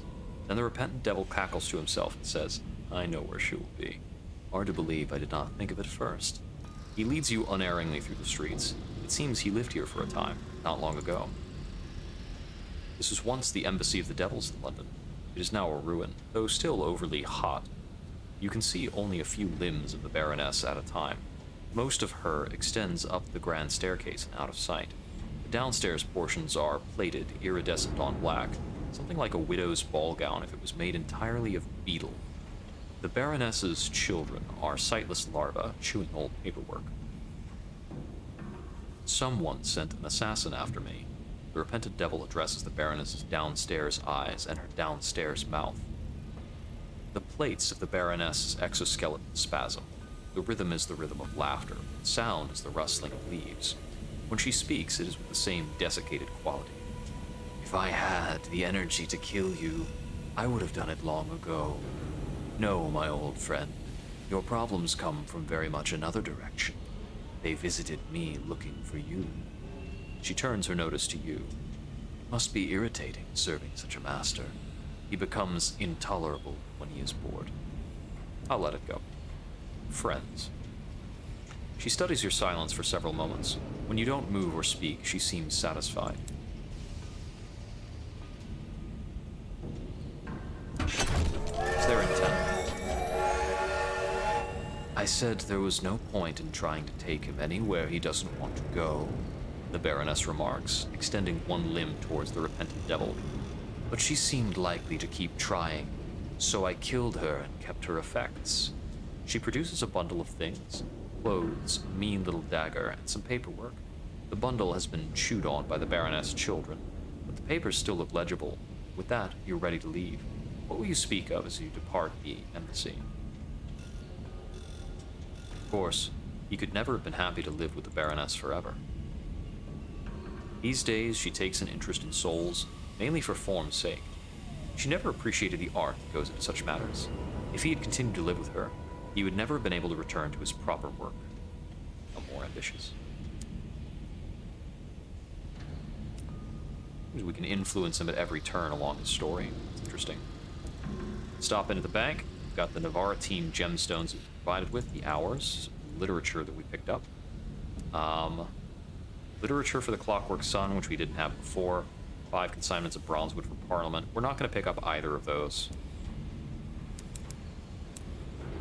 They're a bit costly, they're out of the way, it's just not part of the plan. About 2,000. I don't think there's anything I'm looking to pick up right now. Let's see. Any other stories to follow up on? I don't really want to drop anybody off because I still need to work on their plots. Both of these plots are well in progress and I plan to act on them soon. I do need repairs. Repairs. Okay, I think then that we're turning in port reports. We'll convert a few port reports to a to some properly stamped permits, and with that we'll make our way out to the Reach. But first, we have improved. This is new. A settler? Coterie. It can remove our nightmares. Along with some dear friends and acquaintances, you have formed a tightly bound clique of free spirits. Unlock this by having affiliation with Bohemia at 2 or more. Finding the prevailing opinions of society stifling, you sought solace among more congenial company. What shared interest brought you together? Love of art or thirst for adventure? Let's see.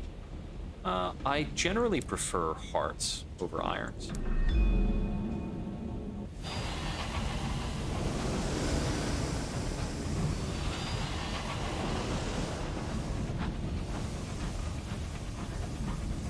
At least for this captain. I'm gonna try another captain down the line who's just irons all the way. Stopping in at the ministries. Bit of shoulder tension. Isn't that a shame?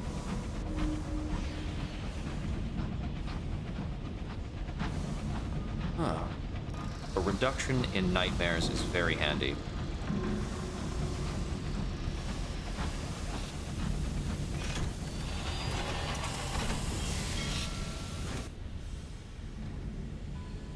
Ministry of Public Decency, board reports.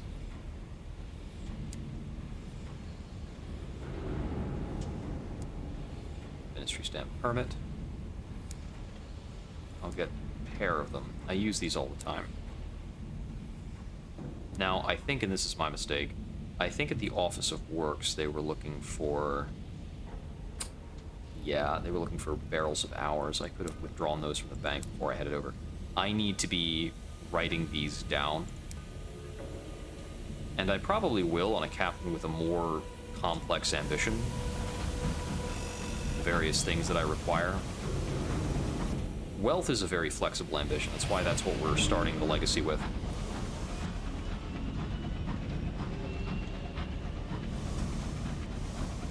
Every time that pops, I'm reading it as doomed and past. Oh, I suppose I haven't gone past the horological office yet. Oh, go figure. Despite having applied at the Royal Horological Office and being a royal horologist, it's not that hard to pass the test.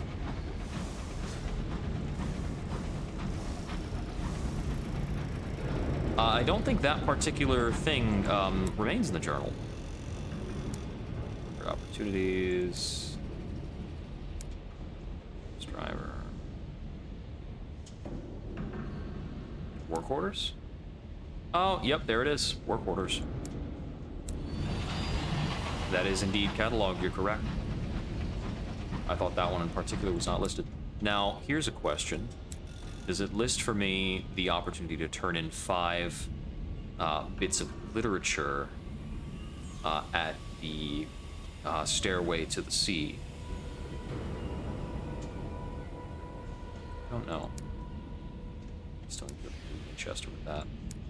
Uprising in Brabazon. Floating Parliament to speak with somebody there.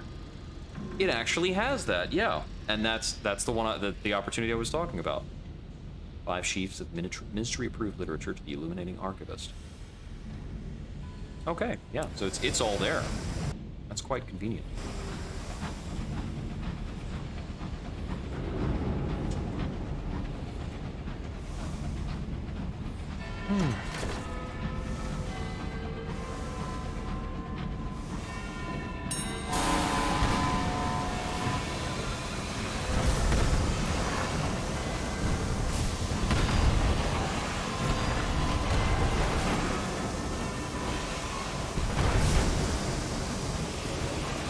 If you could just stay nestled right about there, it'd be great.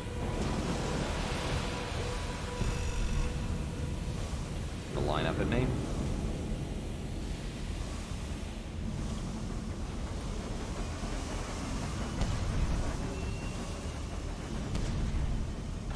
Gotcha. There you go. Yes, there's quite a lot of journal to look through, and it doesn't prioritize terribly well. A solid crate. Heavy as a dead man's weight. A barrel of hours. Not bad. Although I have occasionally spilled hours, do I have a reason to go to Brabazon on my way out? I'm trying to think on that. If I wanted to pass things to them for the sake of their revolution, that would be a reason too. Oh, what's that sound? Oh, it's you. Excuse me, Mr. Storm. I'm just kind of making my way along over here. Don't you worry about it.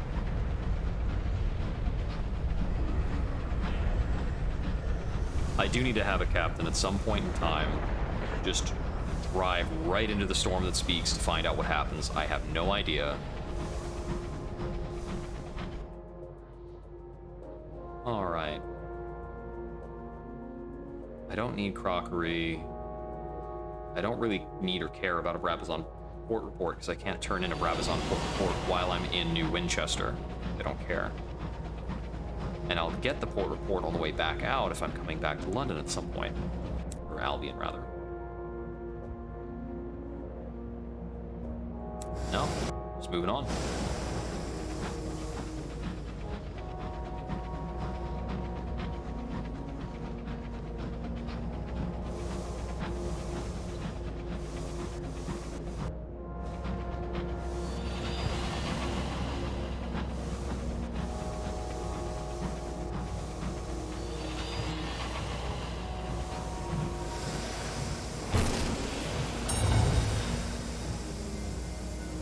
This is probably getting to be about the amount of time that I have played through the game previously.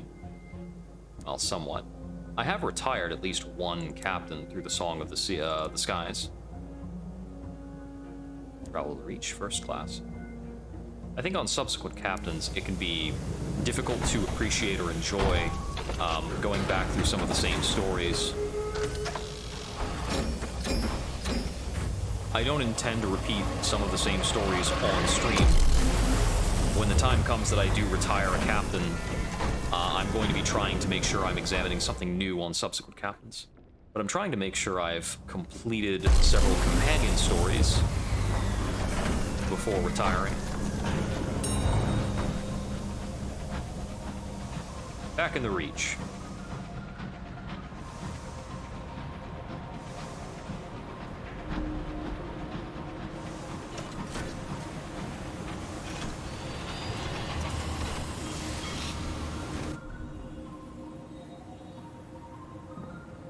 Exploration of Port Prosper. A messenger greets you at the station. He holds a placard with your name. The Long Passage. Level is known where the judgments keep their thrones. A messenger explains that he is, as you already guessed, a butler. His master has heard much about your exploits and is quite desperate to meet you. You can now visit the Bleak Industrialist Estate, and we get a cryptic benefactor. Wants to meet in Port Prosper. Okay. Estate takes up about half a street. Why did you send for me? There is a distant kingdom where the dead can be found. The industrialist's voice is hoarse with disuse. I need an enterprising sword such as yourself to visit it for me and retrieve someone. It should be a simple enough affair. In return, I will pay you a small fortune. Who does he want brought back from the dead? Some years ago, I lost someone dear to me, he says. A world without her in it is worthless, miserable. I need her back. I'll agree. Thank you. The industrialist contemplates his glass for a while. London has an embassy there, a place called Sky Barnet. I cultivated a contact among the diplomats who I had hoped would help me, but he's proved useless. Maybe you'll get more value from him than I could. There's no further conversation. The industrialist sits back in his high-backed chair and stares at the fire with empty hatred. Transport to settlers? Why not?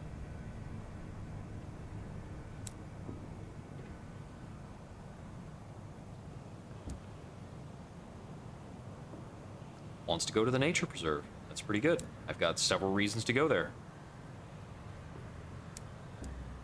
Czar has verdant seeds. I'm not going to stock up on those.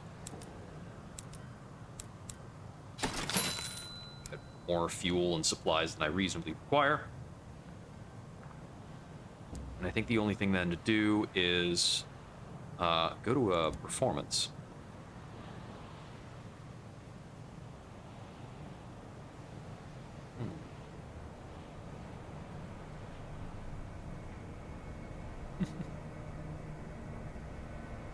Located at the edge of the West End, overlooking the bridge, the gaudy widow promises unpretentious delights for most of the family.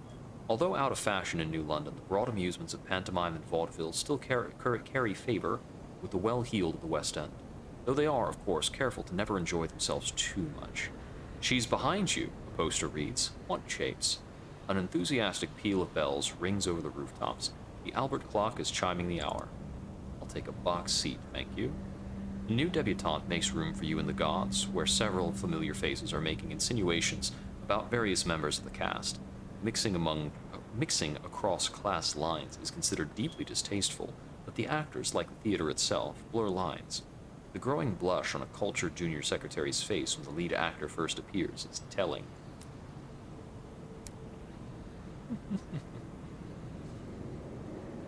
It's always so delightful that you've got the silly niceties of class culture active in the starlit heavens.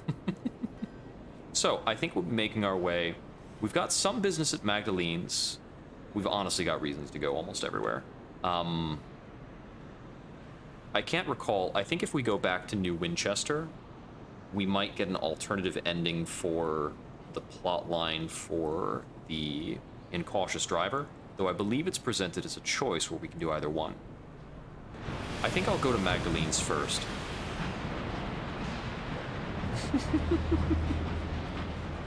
What might that be describing?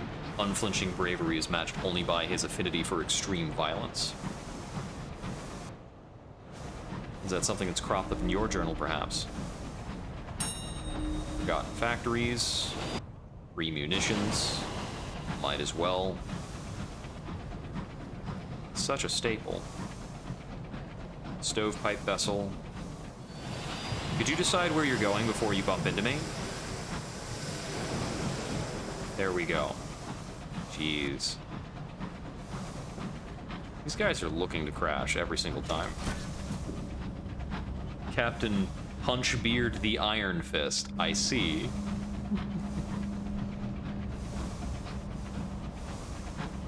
The Matala.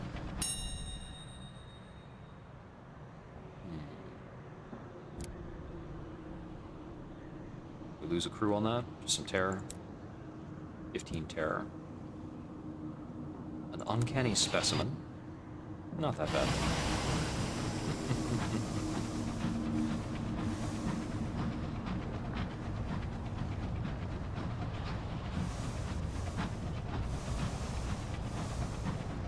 Let's see.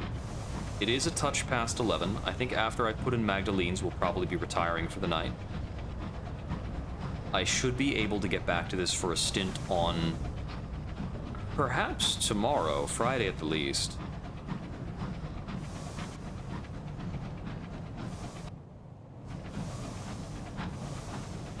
There are a lot of storylines to be following up on right now in the Reach. I haven't been to Eleutheria or Blue Kingdom before, so it'll be very intriguing to get onto those plot lines.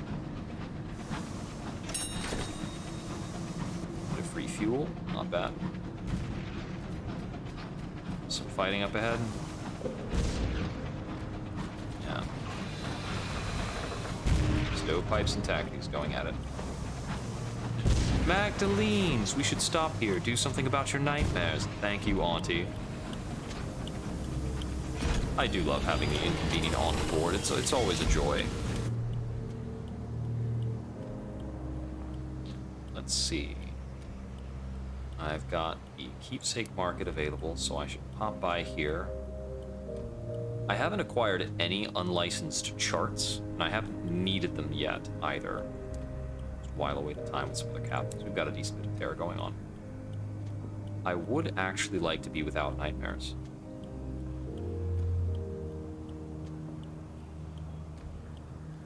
Huh. Oh, I actually have You Are Not Alone.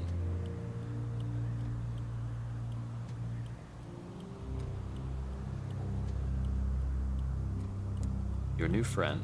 He's pleased to be off the locomotive for a time. Your friend is lounging on a low couch, his long fingers tapering over a bottle of wine.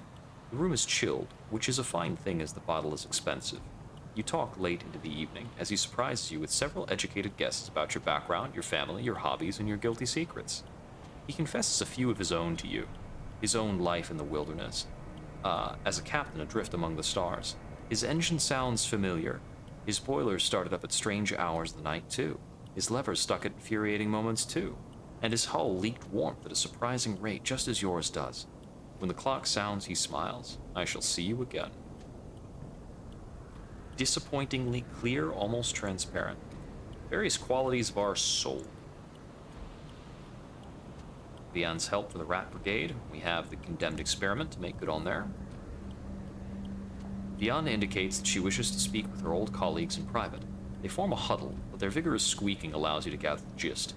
Vian wants a promise that none of the proceeds would be used to finance the recruitment of more rats to the raid. Cinders agrees to the terms instantly. Vian pops her head up to address you. I'll show you where to deliver the experiment, and we can get on. Oh, I have one more. I thought I only had one condemned experiment total. I must have gained a second at some point. Let's see.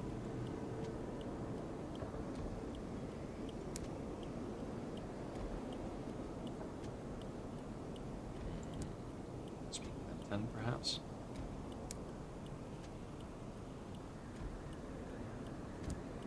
Have I not done this before? The host. How are things at Magdalene's?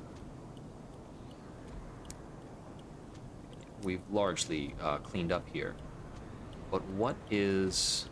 There we go. A clay attendant for the clay conductor. That's what I was looking for. The attendant cannot hide a small frown. Ah, we've not been asked for that in a while. Let me just go and talk to the lads. You were invited to take a seat. The clay conductor is already expecting disappointment. Sometime later, the attendant returns with 3 weathered clay men. Their skin is cracked and craggy. Their eyes are rheumy, clouded as pearl. They launched a song, eerie and low, redolent of drudgery and despair. The clay conductor leaves before they finish. They were clearly attendants in disguise, he tells you scornfully. Even the singing, a thin facsimile like everything here.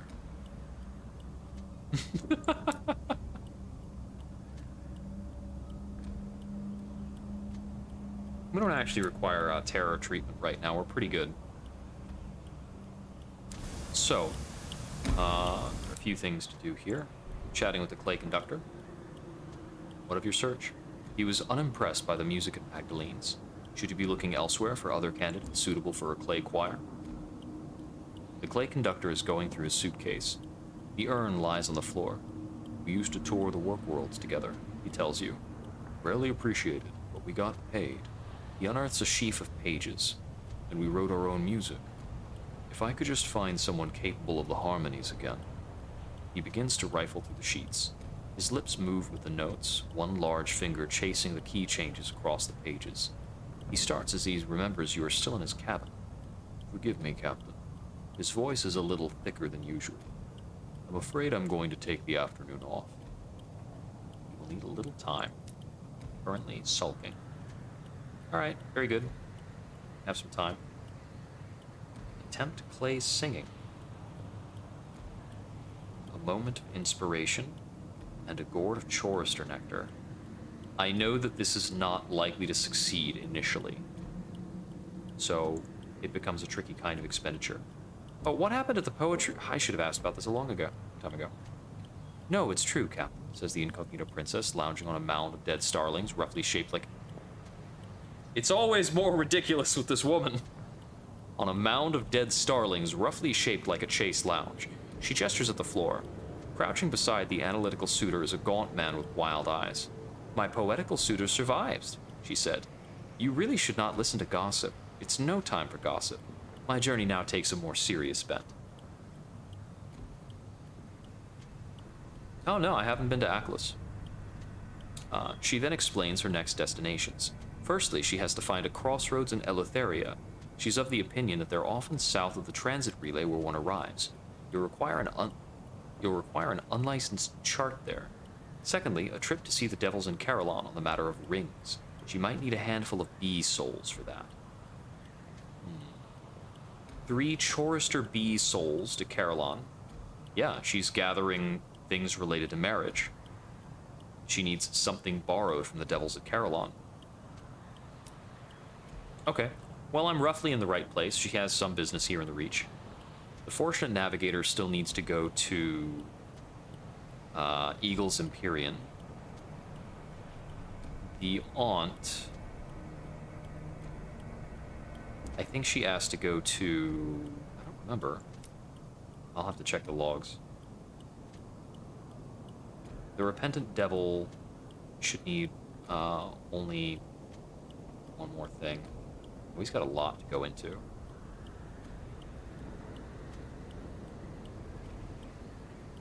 Yeah, I need to go to the I need to go to Carillon with him, and then I should be able to wrap that stuff up. I can ask about his former friend at Carillon, but that's the one I haven't visited yet. Allow him to distract you from the unhappy topic of the Well of the Wolf. Oh. He whispers a command that makes you draw breath in more than your lungs should hold. Your ribcage vaults like a cathedral. Your sight blackens. Your mouth tastes like a phoenix on fire. Then all that you were holding too tightly passes from you in a curl of incense smoke. After this lustration, he too uncoils, winged, burning, elliptical. This being could throttle a volcano, could summon back a comet from a Aphelion. The joke and the pleasure of it is so much it should be focused on you, and that you should be able to endure it, which is his doing too. I actually should have read through that more carefully. I don't appreciate accidentally clicking the Become Lovers option. That's on me. I should be reading. I've got business for the Chiropterous Hoarder here. So this is at Carillon. Devil has business at Carillon. The Vagabond's quest is picked up at Aklis. And the Fatalistic Signalman, Port Avon. The Incautious Driver needs to go to Winchester and the Reserve. Got a number of other things to do with the Reserve.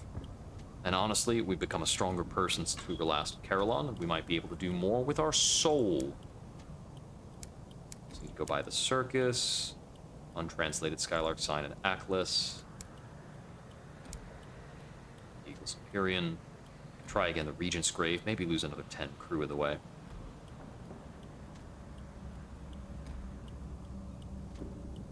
Oh, very interesting. Yeah, the Mask of the Rose will be intriguing. I haven't looked into it too much. Do we know the time period it's taking place in? Is it going to be in Seas?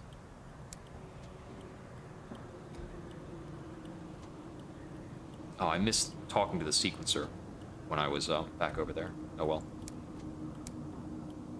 The Half-Glass needs to go to Carillon.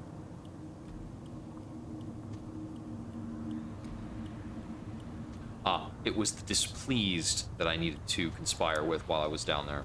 Oops. To learn more. That's for New Winchester. Okay, got a lot to do in the Reach. Oh, that's very interesting. Well, I'm certainly going to be looking forward to that. There were a few different titles that they recently highlighted in an email that was sent out by Failbetter. I played through... what was it called?